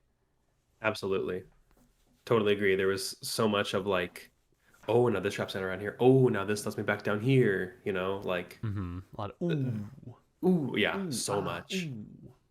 Ooh, ah. The use of day and night was cool in Vanaheim. Mm-hmm. I I feel like it was moderately impactful. Um, Sometimes I felt like a chore to be like, oh, I have to change at nighttime to get past this thing. But overall, Yeah. I appreciated it. I thought it was a cool way to add some flair and some differences to Oh, the that actually environments. does remind me of something though. I Yeah. did find it annoying how in Vanaheim and a couple other areas they introduced walls that felt like they disappeared based on plot progression rather than anything else. Yes. 100%. And I disliked those a lot. I think when it worked was when you're going to say Freyr because it's like, okay, the whatever peoples have set up. a a camp, right? So they've Uh-huh. walled things off. So like in my mind, I built that story to make sense, but it was kind of frustrating to be like, I can't explore what I want to because I'm beholden to the story right now. Yeah, and I think the main reason it was frustrating was because exploration was handled so well in all of the other areas. Hmm. And some of these blockers just felt a little bit arbitrary almost. Like, oh, we Yeah. we put up like a couple of crossed wooden beams, and for whatever reason, Kratos can't get past this. Yeah. Yeah, it's kind of like the trees that you have to cut down in Pokemon. You're like, oh, okay. I guess I can't do this right Yep, now. I It's like, guess I'll come back later. But I think that was yeah. part of the reason why I disliked them. In a lot of other Hmm. instances, you could recognize an issue and be like, "Oh, I need something else for this." Like the spear like wind holes. Yeah. When I first saw those, I was like, "Okay, how am I going to use Mjolnir on these?" I just assumed it was going to be a utility, not a weapon. Hmm. Um, which the spear was such a cool thing to like introduce different play style, very much more focused on building up that stun. Um, very different gameplay because like you're just you can throw spears. You don't need to wait for them to come back or regenerate. That was pretty cool. Yeah, And it was and really in that convenient to moment, also just have it in the ring. I was expecting him to like put yeah, another weapon on his back, but he didn't have to do that. right, because you're like, oh, this is gonna be clunky now, but no, not at all. Hmm. Um, which Yeah. also the way they introduced Dropnir was really cool with for Brock's story of Brock not finding out that Brock was died had died and was brought Oh, back. yeah, that's another thing. We haven't talked about Brock and Sindri at all. No, and going back to the point of like characters each having their own stories, like talk about other characters really having other stories, and they're also like part of the heart of the first game, Yeah, you I thought it know? was really cool to have them fight alongside us as companions. Like, Yeah, and so speaking of companions, also, I don't, I do want to go back to Brock and Sindri because they did have a yeah. very interesting story. Another character that had an interesting story and is also a companion, Freya. Hmm. When I saw she had a skill tree, I was like, "What?" Yeah. That was my exact reaction. I went, "What?" That Yeah, that was the part that like Freya. blew my mind. Yeah, when Freya was like Equipping amicable, gear and stuff. Yeah. and yeah, I thought that was such a cool moment too, where it's like, okay, cool, now we've got a slightly different play style of companion in terms of summons, right? Hmm. So she was cool. She was a good addition there. Yeah, if you Um, had told me 4 years ago that in the post game of God of War Ragnarok, you'd be fighting enemies with a spear, and Freya replaces Atreus, I'd be like, "What the fuck are you talking about?" there's no way they're gonna pull that off. Yeah, that's stupid. What are you stupid? Yeah. But One no. thing I really liked Helheim both times as Atreus and as um I guess as Kratos. You go back, yeah, you go back as Kratos Yeah, and you fight the big for the old story. doggy. Yeah. Um, I thought they handled so well Atreus's mistake of releasing Garm because it was like Kratos was like, "Hey, you messed up. Let's fix it," not trying to belittle him over it like other people in the party were. Yeah. Um, I think even Tyr maybe said something about it. I don't remember Yeah, now. Tyr was like, "You fucking idiot. Yeah, Why'd you do which that?" is yeah. Um, I thought that was a really cool, well handled story, and then tying back to Fenrir's death at the very beginning, the solution to killing Garm is actually infusing him with Fenrir's soul. I thought was super cool. Did they show up again? They did. Oh, when they showed up again, I didn't like it. For what? So, I'm kind of maybe I'm getting a little bit ahead of myself, but they show up again at the end of the game. Yeah. And when that happened, I didn't like that. I don't know if we want to talk about the end of the game right now because we could talk about Brock and Sindri and then the end potentially. Oh yeah. Let's keep going through. There's a little more. I've got the story pulled up actually, Ooh, because I'm let's trying go. to I'm trying to make sure that I don't have. Let's keep talking about Brock and Sindri because I think that's going to lead into the whole betrayal, which we've already talked about a bit. Yeah, I'm talking about how I hate Tyr. He made me cry big tears. Big tears. But yeah, so I did enjoy seeing Brock and Sindri play more of a role in the story. Hmm. And when Brock died, I so this is maybe part of me being like a salty, cynical asshole again. I did like laugh a little bit because I was like, this is so like cheesy right now, like so hammed up. But at the same time, it was like, oh, I like Brock. I care about him. And then Sindri's turn was actually like a gut wrenching moment. That was one Yeah. part that like I actually felt like I felt hurt when he said to Atreus, he's like, all you do like I give and give and give, and all you do is take, take, take. And I was like, oh my god, like an NPC like calling you out for using them essentially. Right. Kind of like resetting perspective of like you're playing as a character, but like maybe the main character in your story, but you're just as much a part of somebody else's story where they're the main character. Exactly. Yeah. And in Sindri's world, he's like, I'm crafting stuff, but like I'm just crafting shit for you. Like, what do you do for me? Like, I'm your sidekick. Like, no, no, no. You, you ruined my Yeah. life. My brother died. Yeah. I also love that Brock um was the one to figure it out because he's kind of like the dumb one, right? Yeah. He's like, why are you doing this? And why are you over there? And why this? And then, Yeah. whoa. Um Also, just another plot point that we talked about a little bit. The Heimdall fight was super fun. I enjoyed that fight a lot. I felt it really pushing my skill limit a little bit because I was like, I think I was almost like flubbing moves here and there. Like I was a little caught off guard Hmm. about like there was so much pressure that I felt like I put on myself for that fight. I did enjoy fighting him, but I did also feel like maybe I cheesed him. How did you fight him? Like, what was the best way to go about it? Because the way I want to compare it to what I did. I would um do the last minute dodge or parry a lot and then hit him. And then Hmm. when there was space, I would throw a spear at him.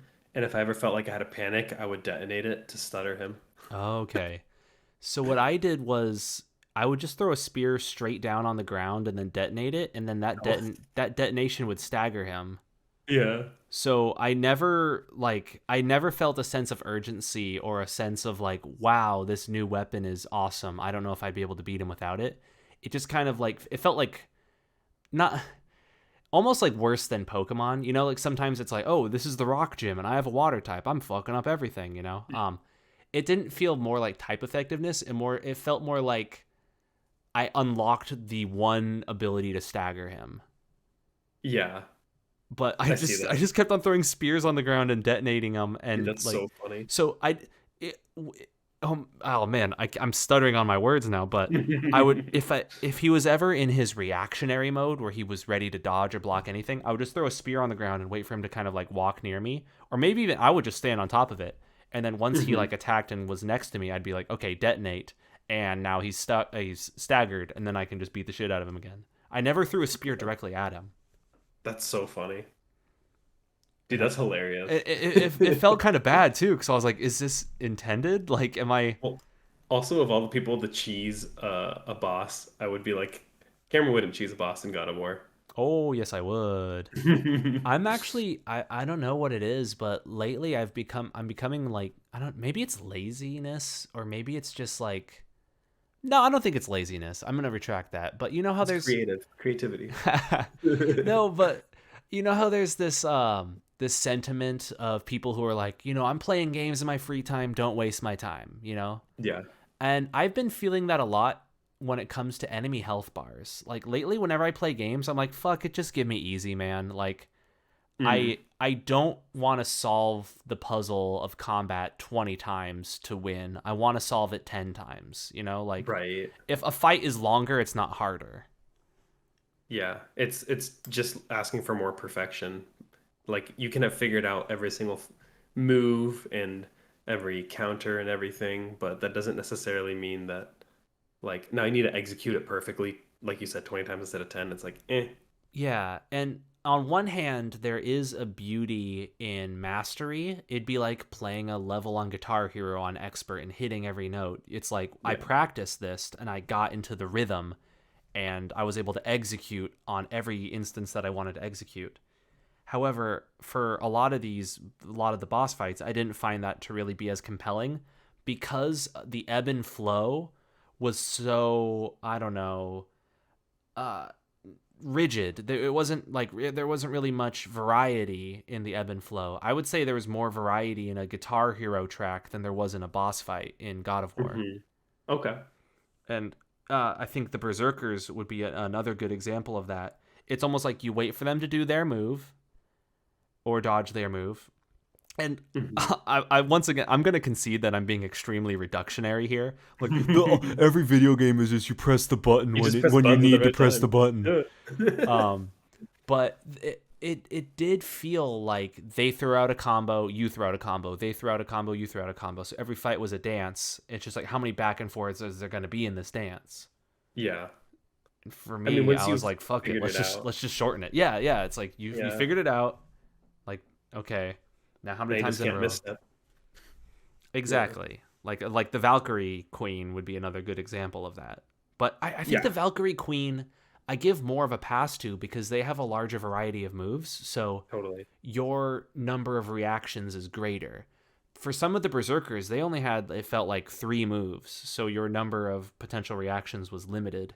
And a lot of them were like the same move, but just a little bit different. And the action you would take would be the same regardless of the move. Like, I would always just evade and like, okay, like if you have attack 1, attack 2, and attack 3, and the answer to all 3 is evade, then And evade the same direction, yeah, you know? it doesn't feel like there's like the dance doesn't feel as good because I'm just doing the same shit over and over and over again. Yeah. If there's multiple answers, then it's a little bit more compelling. See, I'm also not as good at games as you are, so to me it was a little less frustrating, but I can empathize for sure. Hmm. That's an interesting one too. It's like, does being good at games make the game more frustrating? I think it like you realize like, okay, we're testing something that I'm clearly capable of. Oh, I So see. It's like, okay, and then like like how long is we this know test the gonna answer. be? Yeah, Yeah. Like you like I know I'm gonna pass. Um that makes so sense. yeah. Um Well, I don't want to toot my own horn. I don't think I'm that much better. I'm getting worse by the day. I don't know, man. You played it on Gimme God of War and I played it on Gimme Oh, Balance. I didn't play it on Gimme Oh, God of you War. didn't? I didn't. Would you play it on Gimme a Challenge? I played it on balanced. Oh, you did? Oh, okay. Yeah, I played it I on was normal. And get this, here's my dirty little secret. Here's my All American rejects. Towards the end of the game, I was fed up by some of the Berserker fights because of the ebb and flow dance we're talking about, and I actually Uh-huh. lowered the difficulty at that point. Oh, I was see, I like, was telling Ashlyn, fuck I this. was, I was like, Cameron's talking about getting two shot by bosses, and I'm like, what? And then I realized Cameron's playing on the hardest mode, so that makes perfect sense. And Mm-hmm. and I also I'm a fake gamer, dude. I spent like 2 hours fighting one of those berserkers. Like it was so satisfying. I don't think I ever beat a boss after getting my ass kicked and was like, oh, finally. It was like, oh, that felt so good every single time. It was satisfying. I felt. Yeah. And I think that was the thing that I wasn't willing to put in the time for. Like, if I was stuck on a boss for 2 hours, I kind of would have just been like, yeah, fuck this. And Yeah. I think a lot of that has to do with what I was fighting too. I didn't find the Berserkers to be as compelling as the Valkyries, and Hmm. I don't know. It felt like Green Guy, like Yeah. I wasn't as connected to them. If it was something like in Elden Ring, I've struggled on fights for hours, and then overcoming them is satisfying. Same with like a Dark Souls type thing. And I don't know, I just didn't feel as much of that emotional connection to the Berserkers, so that's why I was like, yeah, fuck these. Let's Yeah. get let's well, I'm trying to think of the word. I wanted to I almost said escalate, but you know what I mean? Like alleviate. Yeah. Let's just move past it. Yeah, there's an E word there that ends with like 8. Like extrepidate?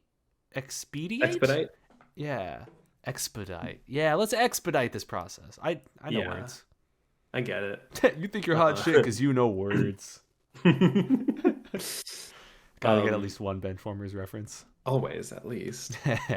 So I thought Surtur was cool, especially at like the spark of the world or whatever it's called. Yeah. Like that area, I just looked up at the sky for a couple minutes, Yeah. and I swear you could see like clouds or nebulas that looked like people outstretched towards each other. Just that was such a cool area and such a fantastically designed space Yeah. with an easy boss fight with the Valkyries after having done a Berserker right Oh before gosh, that. yeah. Easy in massive air quotes. Yeah. Huh. Um, So, anything you want to talk about there? yeah, I thought that area was beautiful and going with Surtur was interesting. I kind of disliked two elements of Surtur's I guess progression you could say. Hmm.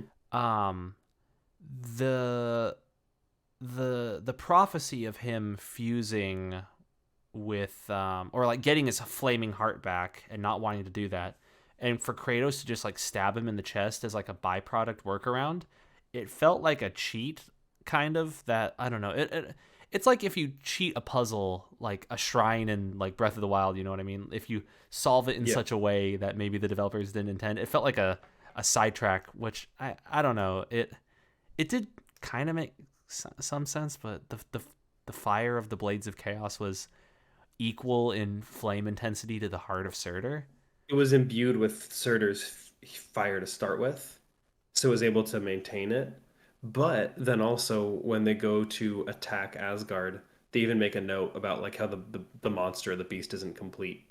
So Oh, I may have missed that then. In that case, yeah, that makes me not feel so bad about it. but I mean you're totally right because it's like wow, is it gonna really be this easy? And then you find out no, Yeah. it's not. But So, when he said, "Would you sacrifice Atreus for this war?" I was like, "Oh, that's some perspective right there." yeah, he was good. I liked him. Yeah, Was he yeah. he seemed almost like the like a familiar actor. Like was he like Big Lebowski? What's his name? Fuck. Why do I not remember his name? The villain from Tron Legacy or whatever. Old dude. Jeff Bridges? No. Yeah, he almost had Sorry, like I a was I yeah. was reading through to find out who it was. I couldn't process who it was. Yeah, Jeff Bridges, Okay, but no, it's not. cool. Okay, um, that would be great if he was. He was like, well, that's just like your opinion, man. So the second thing actually that I didn't like as much about Cert, so that's another thing. It's like Cert or Surtur. I've heard both. Hmm. Another thing I disliked was how Ragnarok was handled. He kind of just like there was this whole big buildup of him being necessary to the forces. Like you're gathering the forces, and then once the fight actually starts, it's like, oh fuck, all of our forces are gone, and that's gone, that's gone. Oh, here's Ragnarok. Okay, it almost seems like he's doing more harm than good, but I guess he's Yeah, like fighting in the zone of our dude. So but he also was kind of just attacking indiscriminately, I think, is what was happening. yeah, but he was just another like chess piece that you spent so much time earning to have such what felt like a minimal impact on my experience, if that makes sense. Right, because the key to winning was opening your heart. That's what when he told Atreus to open your heart to the pain. Yeah. That was the real key to winning. Everything else that he did was trying to do what was written, not because it was necessary. Mm-hmm. Like he kept saying, do it because it's necessary, not because it's written. But then there was some like misguided, almost like hypocrisy to it because he was doing these things because he's like, well, this is what the prophecy says I need to do, and I'm not. I don't want to do it because of that, but it's clearly the path forward. So I'm doing it because we need to keep moving forward, right? Yeah. And in situations like killing Heimdall, it was either that or die. So obviously, but in situations like this, it's like we need the super weapon, and of course it doesn't pan out and ends up not mattering. Like fate, I think actually changes when he tells Atreus to open your heart to the pain Mm-hmm. or whatever. Um, Yeah. so So in that sense, it's yeah, almost like he was more impactful to the story when not in Ragnarok form. yes, And that's one thing. I don't know. Maybe I'm being unfair here, but that's one thing that always bums me out in a story when more time is spent getting the thing than using the thing. You know what I mean? Like, Yeah, I think there's a good balance between getting things and having them feel like you earned something worthwhile, and then having other things be a red herring. Because like yeah. Dropnir was obviously very worth it, Hmm. but Yeah, I wouldn't um have any complaints about Ragnarok, that. no, right? Yeah, I think there's like this duality to um putting in the effort for something to give you an edge, and then it just doesn't always pan out. Yeah, It's a exactly. very narrative driven thing though, and it since it gets kind of like it gets put in like the backdrop of like dialogue while you're fighting or traversing the Asgard. It's like, if you're not fully keyed into it, it's kind of easy to miss, which Yeah, it's kind of it doesn't do it lacking. justice. Yeah, it almost ties back into the discussion we had about like weapon stats, you know? Like you spend a lot of time earning this and upgrading this, but do you feel it in the gameplay? Yeah. Um and I don't know if I felt the Ragnarok as much. I don't know. I'm starting to get like a little fart sniffing pretentiousy here. Yeah. No, I But I mean, like I feel like the story paid off just about every single step along the way, but I'm yeah. also much more story motivated than you are. So, Mm. I think that's kind of where that changes perceptions there. Yeah. And I think there was a lot of parts where maybe I disliked something because I wanted something to go differently. Mm, hmm. And a lot of that has to do with like the writer's intention of like, if this is heart wrenching and you're feeling heart wrenched, we wanted that to happen and it's not a bad thing. Yeah. Like towards the end when Thor, I feel like Thor just got like fucking vaporized in a millisecond. And I'm like, what? Bring back Yeah. my guy. Well, see, and that's the thing is like Thor was you could see the pain, the conflict he was going through. He became a very complex character very quickly in the time he spent as Atreus. Yeah. Um, and just real quick, I want to talk about like Atreus putting that giant into that snake, and then as it being Jormungandr. That blew my mind. Yeah, that's friggin' wild. Cause like When all the whole I like didn't, time cyclical stuff, weird shit. yeah, which I didn't realize until in the post game somebody said something about it, and I was like, why didn't I put that together? I'm so dumb. Because we were in the Lake of Nine, and they're like, "Oh, where's Jormungandr? We haven't seen him." Like, I think Thor knocked him back in time, and I'm like, "Oh, and that's the Oh. snake that oh, Yeah, and that's like the whole lore too. It's like that's true to like Norse mythology, yeah." which is friggin' But weird. but then there's a really fun fight against Thor again, and it feels much more balanced, much more fun. It's not as one-sided as the beginning of the game, which you feel that progression. And I don't need numbers to tell me. I don't need weapons to tell me. I like the Yeah, fight feels more fair, and I'm like, oh, cool. Kratos has clearly grown. Obviously, we like leveled up and everything. And then for like Odin to come in and just nah, bye bye, buddy. yeah, that hurt my heart. Yeah, I wanted things to, and I think maybe that's part of the intention, but like part of the bummer there comes from like, oh man, I wish things could have resolved better. But I think that's very much their intention. But I I'm mean like, that's damn, yeah, that's Odin being a straight up bastard, yeah, friggin' bastard, bastard. you bastard. Um, and then yeah, and then you've got Surtur stabs the sword after, um, dude, the way Atreus like kind of spared Odin was Mm-hmm. so like artistic and heartfelt and like very deep. And then for Sindri to come back and be like the Dude, crushed god, yeah, ooh, scary. angry Sindri was something else. Yeah, His eyes got so all good. red, and he was just like, I don't know. I was bummed out by that too. I'm like, oh man, Sindri. Yeah. Freyr got his last moment in the light. Also reuniting with Ingrid was super cool, especially because his nickname was Ingvi or something like that. And I was like, oh, Mm. I see the connection. Oh Um, yeah, did Freyr die? yeah, he dies protecting everyone from Ragnarok's blade as it's being pierced into Asgard. That's right. I don't know why I And that was the forgot part you that. said you didn't like about Fenrir? Yeah, so I it felt a little bit what's the term? Deus Ex Deus Machina. Ex, yeah. Yeah. It was I mean, like, yes. yeah, things are going to shit. Let's just teleport out. Um, But I mean, also that's kind of the Chekhov's gun, right? Like yeah. you know it's got to come back into play somehow. Well, that's the thing that's interesting about it too. I maybe I forgot it, and then when it came up, it wasn't like it didn't feel like a payoff so much as it felt like a quick out. Mm, got you. Totally fair. Because It's yeah, like Fenrir doesn't show up again until then. Yeah, because that begs the question then, is it smart and genius writing to set up a teleporter early in the story so that way at any point later in the story if you like hit a roadblock where characters are stuck then you reference it again? Because I feel like there were multiple instances of that. Like didn't Atreus also have something that Sindri gave him where if he smashed it he would return home? Yeah. So it's like multiple I love that we can use like Chekhov's gun and like Yeah. Deus Ex and All the stuff. tropes. But yeah, it seems like is it genius or is it lazy to be like, here's the teleporter thing that gets you out of any problem and just hold on to that forever. And then doopa doopa doop, you're going along your adventure for hours. And then eventually you do hit a problem and you're like, here's the thing I got. I got my get out of jail free card. Like, if you have so many get out of jail free cards, like, is that good or is it actually bad? Like, are you not afraid of writing your characters into conflict because they can just warp out of every conflict? Yeah, I feel like with Fenrir, it felt earned because that fight with Garm, I was like, I don't want to kill him. Garm is not an evil being. He's clearly a slave. He's chained up, and I don't want to kill him.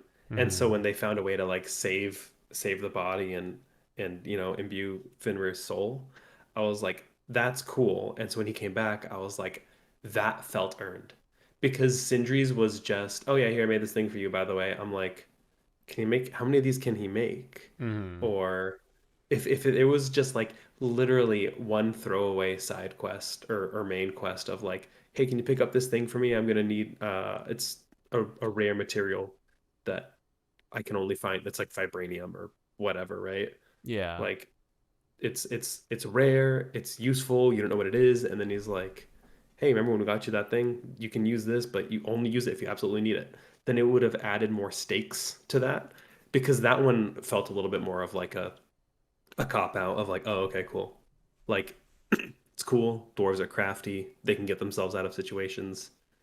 It plays off of that characteristic, but I agree with you from a storytelling standpoint. They could have made that feel a little bit more earned as opposed Yeah. to just like have a get out of jail free card. I think maybe the core of my frustration with the Fenrir payoff at the end is it's the resolution is not brought about by the actions of any of the actors within the scene. Mm, It's an external actor entering, and if Kratos whistled and whistling summons Fenrir, then I would be less frustrated. And that's something sure. that actually happens at the end of the first God of War. You're fighting on Thamur the giant, and Atreus. Yeah, we used to meme on it when we were testing it. He yells "Moog Te We would Oh always yeah. just say Moog Te to each other. It was so stupid. But he summons Jormungandr, and then Hmm. Jormungandr comes and attacks Thamur. If if Jormungandr came and attacked Thamur without any actions taken on the part of Atreus, then I'd be like, well, why the fuck is he doing that? And Yeah. I feel somewhat similar in the Ragnarok instance where Kratos, Atreus, Freya, Freyr, they're all down there and they're like, oh my god, we're fucked. What are we going to do? And then somebody else, an external force, Angerboda and Fenrir come and save them. It's it feels like I don't know that I get it. they got swept away. Like they could have just gotten pushed out of there by a friggin' waterfall. Same effect. Counterpoint. Oh. This was Angerboda's story taking its next step. Because Angerboda's story was you help, like you are a cog in Atreus's story. Mm-hmm. That was the prophecy, and this was her moment to opportunity to be like, hey, I'm making my own story, and now you guys are a part of my story. So it is very very Deus Ex Machina the from the God of War perspective. But when you Mm-hmm. look at this other character's perspective, and remember, every character in this story is they intersect in their own very complex arcs. and stories there on themselves. So these intersections kind of meet up in a way that from our perspective feels kind of like a cop out, but if you try to like step back from that bigger picture, I can appreciate that she had a moment to be like, I'm gonna be a part. I'm gonna have a bigger part than just I hand like the marbles or whatever. It's not like the buttering toast robot from Rick and Morty. Yeah. You That know, is true. like And I do appreciate the sentiment of having her kind of like break free from that prophecy. But on the flip side, like I'm wondering, could she have even been more impactful? Like, could maybe she's there when you're fighting Odin, like maybe she's there during Ragnarok, but to only show up at the very end and be like, actually, I'm impacting the story now. fair, totally fair. Yeah. Like, I would love it if maybe she's the only person who can summon Fenrir and she's there while you're fighting Odin. And then Yeah, she's the one who opts into using her ability to summon Fenrir, and then that's how you get out. Like, if she's the key to escape, but she's present in the scene rather than outside, then I think that makes like a world of difference. And then all of a sudden, I'm like, I'm on board. yeah. I mean that's a very good rewrite to make it just a little better all around. See, make me a writer. Let's go. I'm a writer now. I speak exclusively in puns though. Oh So no.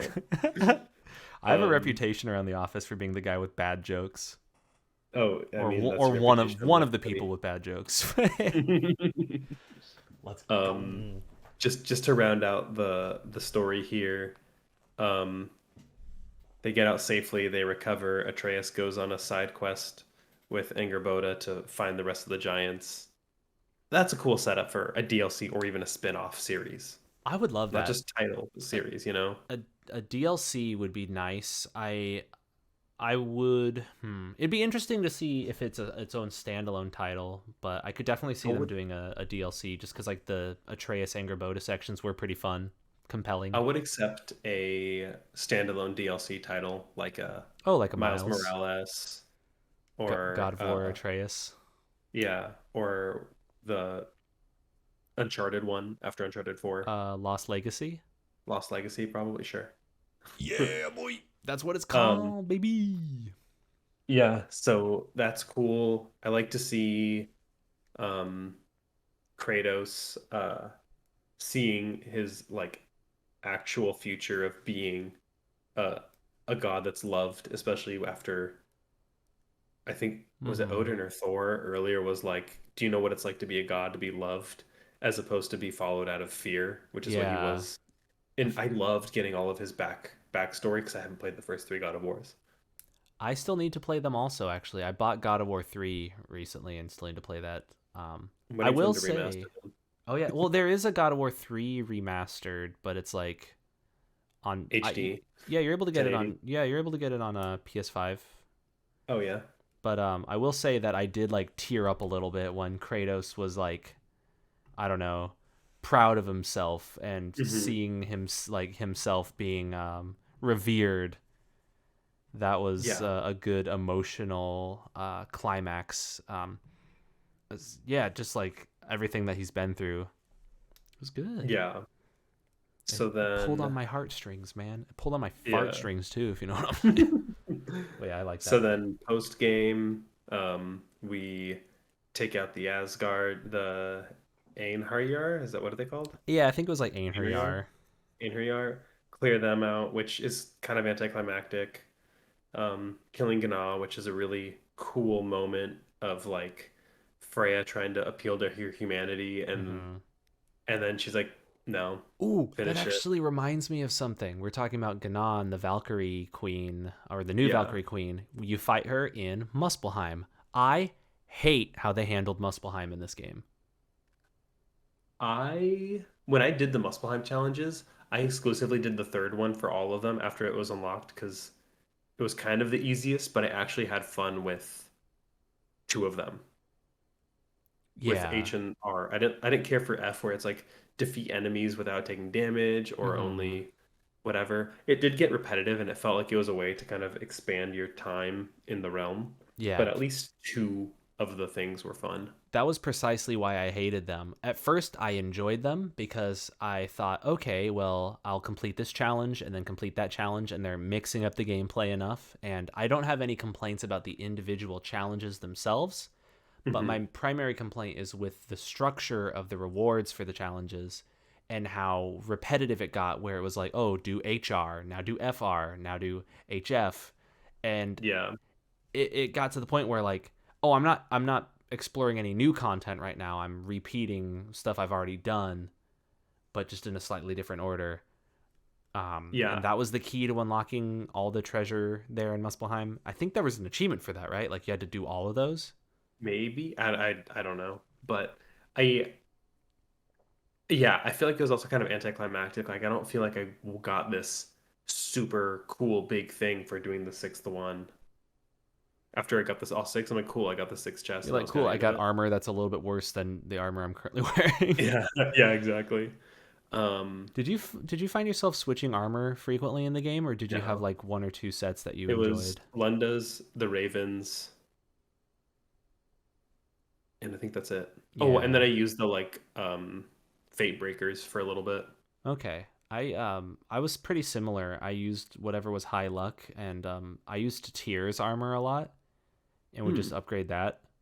And I wonder if that's a good thing or a bad thing. I don't want to keep retreading the RPG discussion, but I wonder how many people would have a similar experience to that. Like you just find the one or two things you like and just hammer that home, and you don't fully explore the breadth of the armor. Because I sure didn't. Yeah, I felt like I was getting a little overwhelmed, and I was like, I like my playstyle. I don't want to change it. Mm-hmm. So, yeah. That makes sense. Yeah, that makes Um, sense. yeah. Yeah, So boss. then, yeah, because like, see, when I found out, once I realized, oh, this is just a way to extend my time playing the game, I was annoyed. But I was like, at least I'm having fun with the H and the R combat things. Hmm. Yeah, Like, I you think know, I think once I recognized that also, then it killed my ability to have the fun, which is I see. unfortunate. Yeah, totally. Yeah, like I think it was the rightmost room. That was the one that had kind of like a chasm you could jump across in the middle. Yeah. Um, that was one where there was a mission. One of them was like defeat the VIP or something Oh before, yeah. and I just kept on doing that one because I was able to kill like the VIP like super fast. But even then, it I was don't just think I like, realized that that's what that mission was. mm. Like, because I just did the continuously taking damage one. Oh, okay. I But think yeah, that was the one that some was of them just felt like continuously a taking damage. chore, man. Oh, no. Oh, I did defeat the enemies like to keep the timer running in that room Hmm. is what it was. Okay, But yeah, yeah, I mean, I agree. It was very clear. It was like almost a very transparent. We're just trying to keep you playing this game longer. yeah. Like a battle of attrition or a war of attrition. I felt that way about some of the puzzles as well. I We haven't talked about it yet, but God of this game they did a lot of. I don't. Maybe we should stop pretty soon because it's going pretty long. But Huh? uh, they did a lot of interesting things to expand the possibilities for puzzles.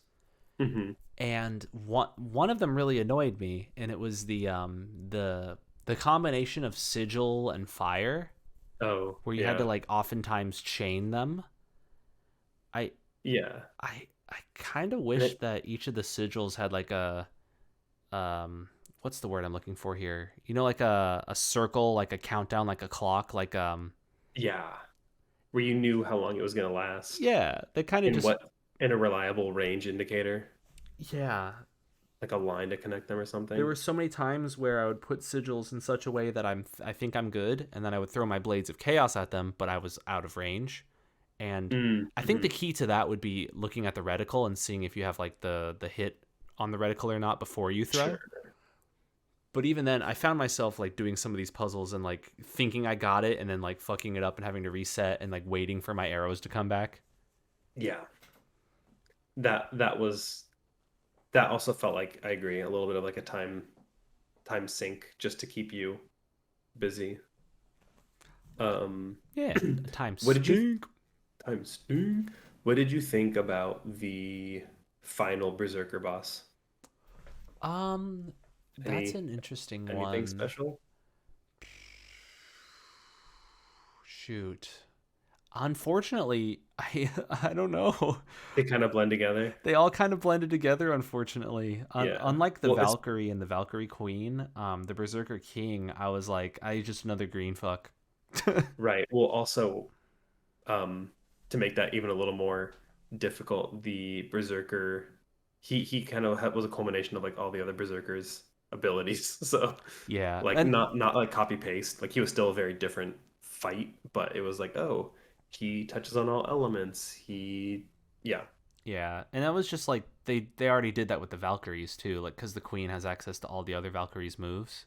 yeah, So it was like, okay, it's just I don't know, another green guy. yeah. Yeah, That I've was the last thing I did in the game, oh nice, and that was the final. the final one. Hell yeah, I hated the electric attack the Berserkers did. It felt like Yes. I felt like I couldn't dodge it. So what I found was you needed to do a sidestep, stall, and then roll, and you could dodge it. Hmm. And Did wasn't you? there was also like one where they do like an area of effect in front of them that's almost like an electric punch or like an electric like they hold their hands out and it's like bzz, like zapping the area in front of them. I don't That remember one that one. was hard to avoid too. The other electrical berserker in Svartalheim, I just went back and kicked his ass after I was level 8. So, Nice. I hated that guy. That one was so hard. yeah, I fought him like 5 times when I was level 5 or 6, and I was like, I'm not doing this right now. Yeah. I think that ties into a common problem that a lot of the berserkers had. Um they had a lot of moves where if you get hit by move 1, it combos into move 2. So there Oh, was you a better believe I was using my Valor Rage to snap out of those things. yeah. But even then, it's like you only have so many get out of jail free cards, right? Right. So that was fucking annoying. I hate that when they would the electric guy in particular, he would like stun you and then run up and like hit you. So it's like you're stuck just watching and waiting and commiserating, and then freaking you get punched in the head and you die. Yeah. Um, yeah, so the Gnaw fight was cool. Gnaw. Cooler than the King. Thrud's story ending with taking Mjolnir and flying off was a pretty cool ending, I thought, for her. Yeah, that was good. I have a question. Ooh, what's up? I had to Google this one. Actually, I was Googling something I because I got a was like guy who getting can Google impatient. anything. Whoa. I was impatient. Oh, I was trying to find out if I'd missed one of the flames for my chaos blades before I got to the second part of Vanaheim. Um, and I read something about the trolls. Did you find and kill the trolls? I did, and I only did that after Googling one of the relics that I got. Yeah, exactly. I was like, Someone's it's, like, "Oh yeah, you can do this after you kill the troll over here too." And I'm like, "Wait, what?" yeah.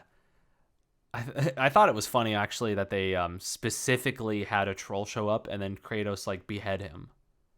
Like, oh yeah, in the Svartalheim cinematic. Yeah, as if to comment on the fact that like, yeah, we know the last game had too many trolls. Yeah. Um, I think that relic would have been a little cooler if they kind of connected that for us a little better. Yeah, it was Because like the description was just like it does a thing. I'm like, what? yeah, So I had to and look it up, and it was like, oh, it awakens the trolls. I literally passed by all four of the trolls and not once even acknowledged, oh, that looks like a troll. Oh shoot! Straight up. When I Yeah. first saw one, I was like, "Oh shit, is it gonna come to life?" And then it didn't. I was like, "Oh, okay, cool." Oh Two man, kinds of people. yeah. Um, So I think that does tie into something that I want to give the game props for. I know I've been yeah. a little negative Nancy butt boy for a while, but the game nailed enemy variety so much more than its previous entry. Yes. That was one thing that was a major complaint for the last God of War. Like, oh, I'm just fighting trolls and Draugr the whole game, and then maybe some Hellwalkers, and Yeah. maybe a couple other extra biddies here and there. But There's a the lot of variety. yeah, so much more variety, and it felt really good having a lot of different new enemies as well as old enemies. And the old enemies, it was like, oh, cool, I know how to fight these. I know how to fight Wolver. I know how to fight Mhm. these, like I know what Draugr attacks are, and then having them all come together was pretty cool. I did Yeah. enjoy that a lot. Um, Also the finding the real tier was a cool little bit. Yeah. The at the end fact of the that they hid game. that in more side content, that's another brave choice. There were so many brave choices that I have to commend them on. Like, it takes balls to friggin' put the real tier in a side quest at the end of the game, and it's not even like a side quest specifically related to tier. It's like, oh, go Hmm. to 9 locations, and at one of the 9 is him. Like, goddamn. Yeah. It made me Yeah, shed a so tear. I think one thing that I really appreciated in this game, I looking at my notes, is it really emphasized like gray morality. Like you're not just like all good or all evil. Mm-hmm. There's a lot of like, I mean, except for Odin, there's a Yeah. lot of like forgivable characters and like Kratos and Atreus will do wrong, or they'll maybe act in a way that isn't the most noble, but you kind of understand like necessary evils as opposed to like getting like, oh, Kratos is justified in everything that he did and he's absolutely flawless. I thought was a really another really brave choice from like a how you feel about the character you're playing as perspective. Yeah, I agree with that. Um, it was interesting too. Like, even to some extent, I somewhat like sympathized with Odin, even though like he was like a selfish bastard.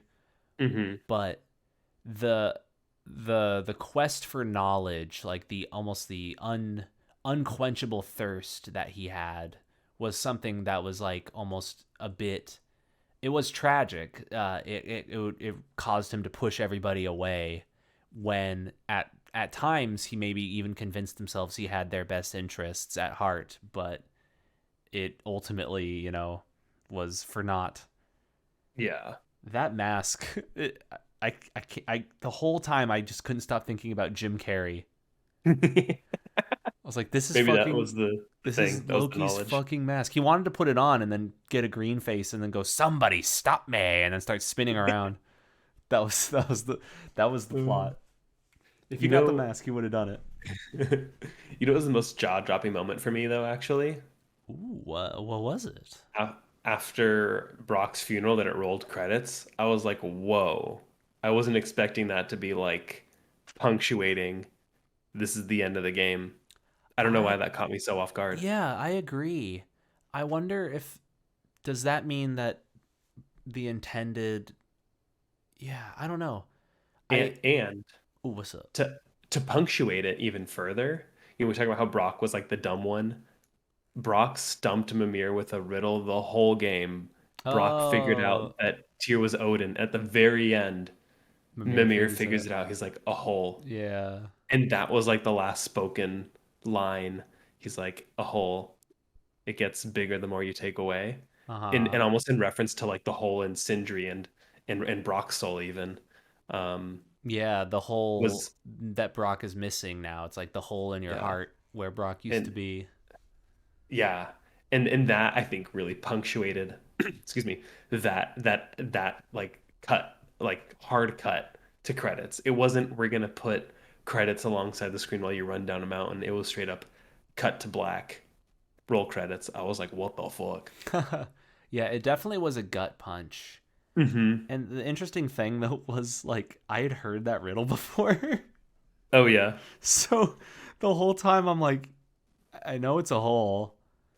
I couldn't Just remember what I say knew I it. heard it. I couldn't remember what it was. Yeah, I remember it being like in the context of like a boat almost, like what do you put in a boat to make it like lighter or something, and it was like a hole, like Mm, in reference to being like removing some of it. So yeah. I don't know. I was kind of like a cynical asshole. I don't know. I wonder if that's like the recurring theme of this particular episode. Because on one hand, I do agree that it was like a good emotional like crescendo, if you will, like a good Hmm. climax, and the end of the game being there and cutting to credits does make it more powerful. But on the other hand, I'm like, is it a little bit cheesy? Like, is Brock an important enough character to the story for him to be the end of the game? Like, is he a side character? Is he not? And I think they blurred the lines in this game and made him more of a main character. If if they did that with God of the previous game's Brock, then I would be like, what? Yeah. But with this game's Brock, it's like he's pushed more like front to forward. Oh my gosh, I can't say words. So it makes a Yeah. lot more sense. But I'm so used to thinking of Brock in the context of the previous game, so maybe that's where my cynicism comes from. Yeah. I mean, it was very bold to bring other characters in as main characters, like Freya's a main character at that point too. Like the whole gang. Um, The gang's I all thought was here. yeah. But you know what I thought was funny? Thinking about just random thought, how much dialogue they put in for things like that maybe you could have forgotten. So like I remember I was walking around in the loading tree and I was like, "Oh, I used to be able to jump off of a certain thing." And they're like, "We can't jump off because we don't have this stone." But you probably remember that, right? And then Kratos is like, "Yes, Oh yeah, the Unity the Stone. Unity Stone." Yeah, there was so many moments like that. And then just to call back on Donkey's video one more time, where he hit the chime enough times to make Ratatoskr lose his mind. Um, I never even another, tried that. That's I crazy that they did, put and it that in. happened. Yeah. I was curious, but because I was having so many other things where I was doing something, like I was exploring, and Tyr's like, "Wow, hey, we're going this way," and then Atreus is like, "Yeah, my dad likes to explore and look for stuff," and then Tyr, once again, being like, "Hey, Kratos, there's stuff." Oh, right, treasure. Like those little things really made it feel so much more alive and tied to my actions, even though Yeah, clearly most people probably had that same experience for most of those things. that was something that I remember calling out in Guardians of the Galaxy as well. Like dialogue moments for gameplay. Like Hmm. if there's a fork in the road and everybody says let's go left and you go right, then all the characters would be like, "What are you doing going right? Come back here. Where are you going? Oh, Mm-hmm, there's hmm. treasure at the end there. Okay, cool. But yeah, come back now." Um, Yeah. God of War did a very good job of that as well. And they had a lot of like funny, like extra, like moments where they added more detail when it's like, oh, they didn't have to do that, but they did. Um, Hmm. and one particular instance that I love is when Atreus opens a chest for the first time. Yeah. Do you Oh, remember and he that? like Yeah, he punches it and he hurts hurts his his hand. He's hand. like, ah, Yeah. shit. Oh, damn. Like Yeah. Kratos, like he made this look so much easier, and then he like takes his bow and smashes it instead. Yeah. When I first saw that, I was That like, was oh, really that's clever. that's cute. That's cool. Totally. That was really clever for them to do that. I think another instance also that's very neat is the potential of these side quests to play out differently in terms of dialogue depending on who your ally is at that time.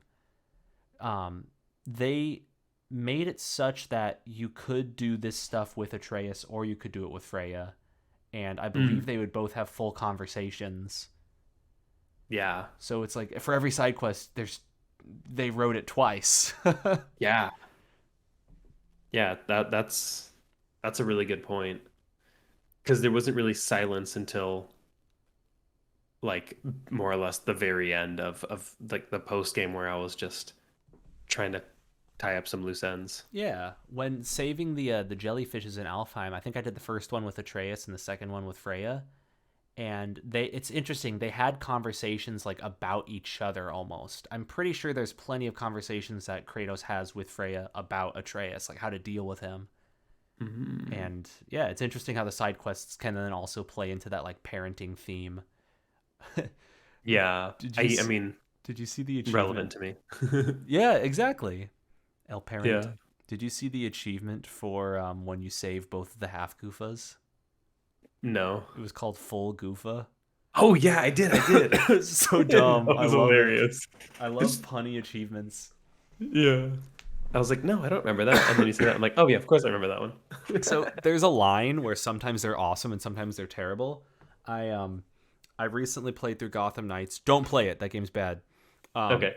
and they recently added another batch of more achievements in like a post game update, and it was such a slog, such a grind, and they all the achievement names were like really bad puns. One of the villains in that game is a Batman villain. I mean, they're all Batman villains because it's friggin' Gotham, but is Yeah. the villain Clayface, Uh-huh. and the achievement for like beating him in the rematch is called "The Show Must Go On, Clayby."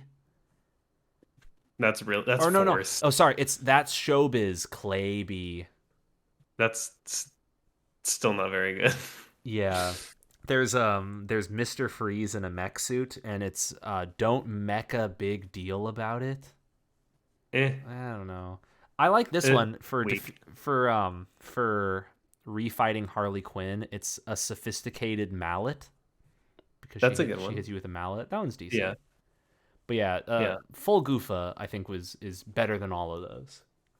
I mean, well, it's funny because like Hafgufa is what they're called just in mythology. I'm assuming, Mm-hmm. and then to be like, oh, let's go full Gufa. Two halves I don't make know. yeah.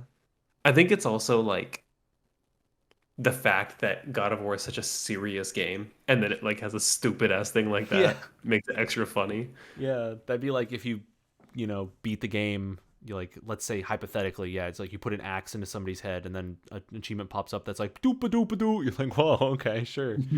The It's the it's kind dissonance. of it's kind of like the distinction between like is it cringe or is it funny is based on how attractive the person is. God of War is a attractive game, Yeah. so it's funny. So, yeah. Oh my goodness. Yeah, I mean, overall, this was my game of the year, and I totally feel like it lived up to the hype for me. Yeah, I have a complicated like sense of feeling for it because I I spent so much time with the last game, and I the whole time was always thinking of like what are they going to do next? What are they going to do next? And there were so many different ways it could go. So I was very excited upon start, and then that feeling I got a little bit less excited as time went on, just because it was like, oh, Mm, it's less open ended now. Like we're doing this, we're doing that, we're doing that, and as all the pieces fell together, my imagination faded away, and hmm. it was it ultimately I'm not disappointed at all. Like I platinumed it and everything. We both did that. We played the shit out of this game, but Yeah. yeah, it was very interesting, like where the game was in my head versus where the game actually ended up being. And yeah, it delivered on so many things, and it exceeded my expectations in so many different things. So that's why it's like, I want to end it on a good note, though. I don't want to be like, so Yeah. that's why this sucks. No, What would you rate it? Well, go um, ahead. Finish your thought. I was just gonna say, so that's why I nitpick it so much, because like the areas that blew my mind really did blow my mind, and it did so many things well. So that's why elements of the previous game, or elements that didn't improve as much, are the ones that stand out to me as in need of more improvement. Like it feels like an inconsistency when all the side quests are so much better in Ragnarok for anything else to not have made an equal leap in quality. That's fair. It almost felt like a 1.5, but not in the Kingdom Hearts way. Like it was a step up and a worthy sequel, but I think like a better what I kind of expected was like the sequel to the sequel is what I Hmm. wanted out of God of War Ragnarok, which, like my rating, straight up, still giving it a 10. I don't think any Ooh. game is perfect, but if I'll sit here and play a game for 49 hours and 100% that shit and bang my controller into my lap and have Ashton tell me, Robert, let's go do something else. Robert, let's go do something else. And it's like, no, that game's a I 10. gotta kill this berserker. Yeah. Um, but Yeah. that said, I think it didn't push. Like, I think 9.5 easy. 10 maybe a little bit of a stretch. But I mean, the amount of trophies that I did on it is it kind of says a lot about how I feel about it. I haven't done that for any other game, at least not in a long time, if ever. That's Um, awesome. yeah. So it's a fantastic game. Um, I think it's a very worthy successor, Mm-hmm. but I think maybe expectations were too high of that. I want the game that comes after the game after God of War 2018. Mm-hmm. Yeah, it's like a temper your expectations type thing. Yeah. If I had to give the game a rating, um, my gut is leaning towards 9, but I could maybe take it to like somewhere from 8 to 9. Hmm. Because there are some things that I think are 10 out of 10, like the level design. I love the level design.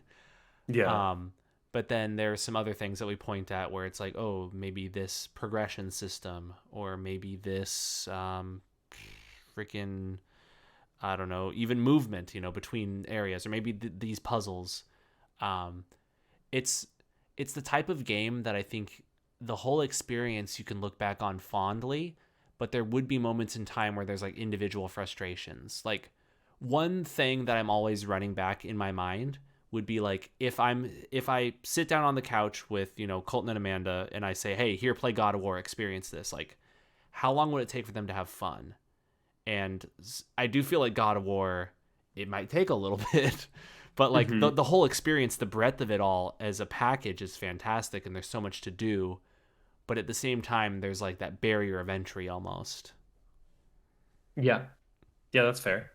Yeah, it's definitely like you can't you might not get hooked within an hour unless you're already invested in the story prior to it, which is kind of fair for a sequel, Yeah, that makes sense. but also it's it's a game that depends on another game, which also just is another innate um not flaw, but like, it's a dependency. It's almost like baggage. Hmm. So when you put it that way, it's like, oh yeah, like I couldn't give the controller to Ashlyn and she'd be having fun right away. She'd be like, wait, why do I have two weapons now? Because she hasn't played that much of the first one, and all she knows is, oh yeah, you have an axe, and now she's seen me with the chains and the spear. Hmm. Um, but like it's and there's so many complicated like narrative pieces to it right from the get-go. But yeah, the combat it's a slow start, but I mean when it hits those highs, man, it hits those highs. And Yeah. to me it hits high enough to make up for the lows. Yeah, that's fair. Yeah. So it sounds like our average score, if it's like between 10 and 9, like between the two of us, like a 9.5 ish. I mean it's easily like if you were to say whole number, like I could settle for a 9, like 9.5, it's right up there. Hmm. Um Yeah, it's definitely gonna be one up of my there. all-time faves.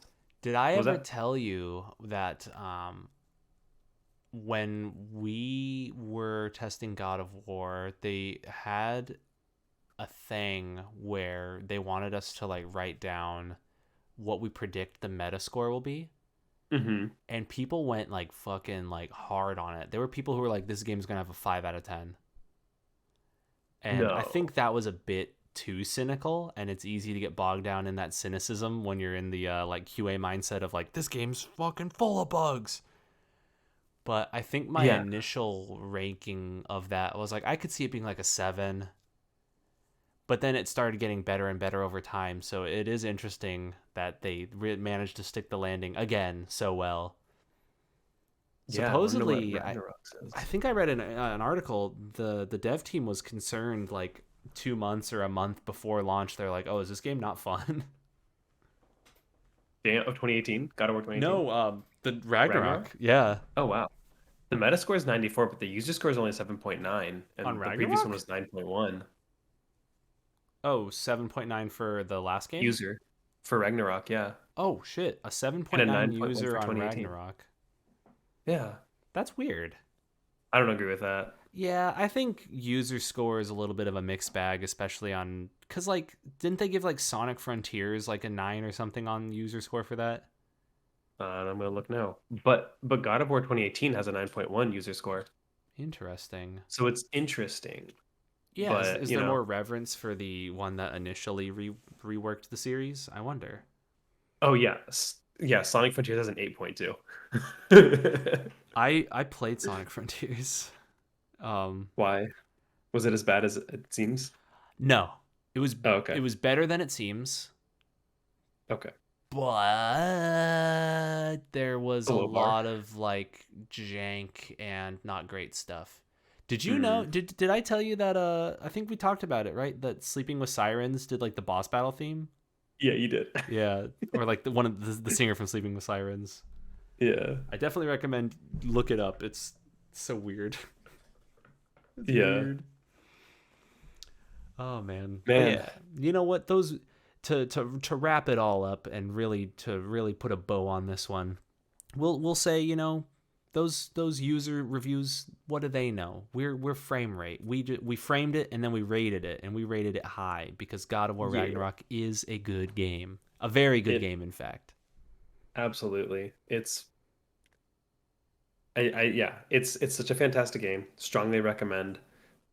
If I mean, unless you obviously know, you're like, no thanks. Um, like for Ashton, I'd be like, not gonna be her kind of game. She's having a hard time with God of War 2018 in terms of a lot.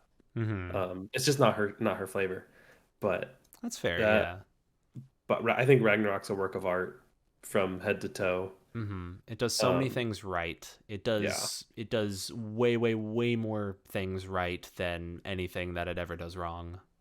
totally. And it does those things right like so well. And the things where it does things wrong, I think I can overlook. They don't like showstoppers for me. Mm-hmm. Um, yeah, I knew this was gonna be a long one because I'm like, there's a lot to be said about this game, and Yeah. And I feel like even then we still probably only like scratch some of the surface. I feel like it's gonna be like, oh, I forgot to mention this thing. Oh, I Oh, forgot to talk about that. I forgot to talk about the guy. Fuck Skjolnir. Yeah. Oh man. Uh, Well, anyway, I think that's gonna do it for us for this one. It yeah. was good talking about Um, Gao. yeah. I think next episode we're doing Control. Yes, Hell absolutely. I will yeah. be. And I'm sorry. I've been playing like bad games instead of good games like Control. I mean, you played God of War. That's That was the true. big one. I knew this was gonna be a big one for us to do. So I'm like, cool. So Yeah. we'll do Control next, and then I can't wait to hear what you've got in line for me because when I go I'm gonna go out of town Mm-hmm. for a little bit here, and I'm gonna be like, do I take my PlayStation? Do I take my PC? Do I take my Switch? What's Cameron recommending? Yeah, So, I think I'll keep that in mind too. I don't want to recommend something like grand and epic like an Elden Ring on the next one. As much as I do want you to play it, full stop, full disclosure. I think what I'll do is recommend something else that's in a different vein entirely, but is also something that's revered by the larger gaming community. all right, I am excited. Yeah, baby. Anyway, yeah. Thank Well, you so much for listening to us where frame rate? ramble. Yeah. Yeah, I'm Frame, you're right, or am I don't I? know. It depends on the day. Who's framing That's and who's rating? oh, frame or rate depends on the date. Oh, That's a nice little jingle. nailed it. Let's keep that. But Yep. anyway, Ship let's it. end this here. Yeah, ship it. All right, bye guys. Thank you for listening. Thanks. Bye.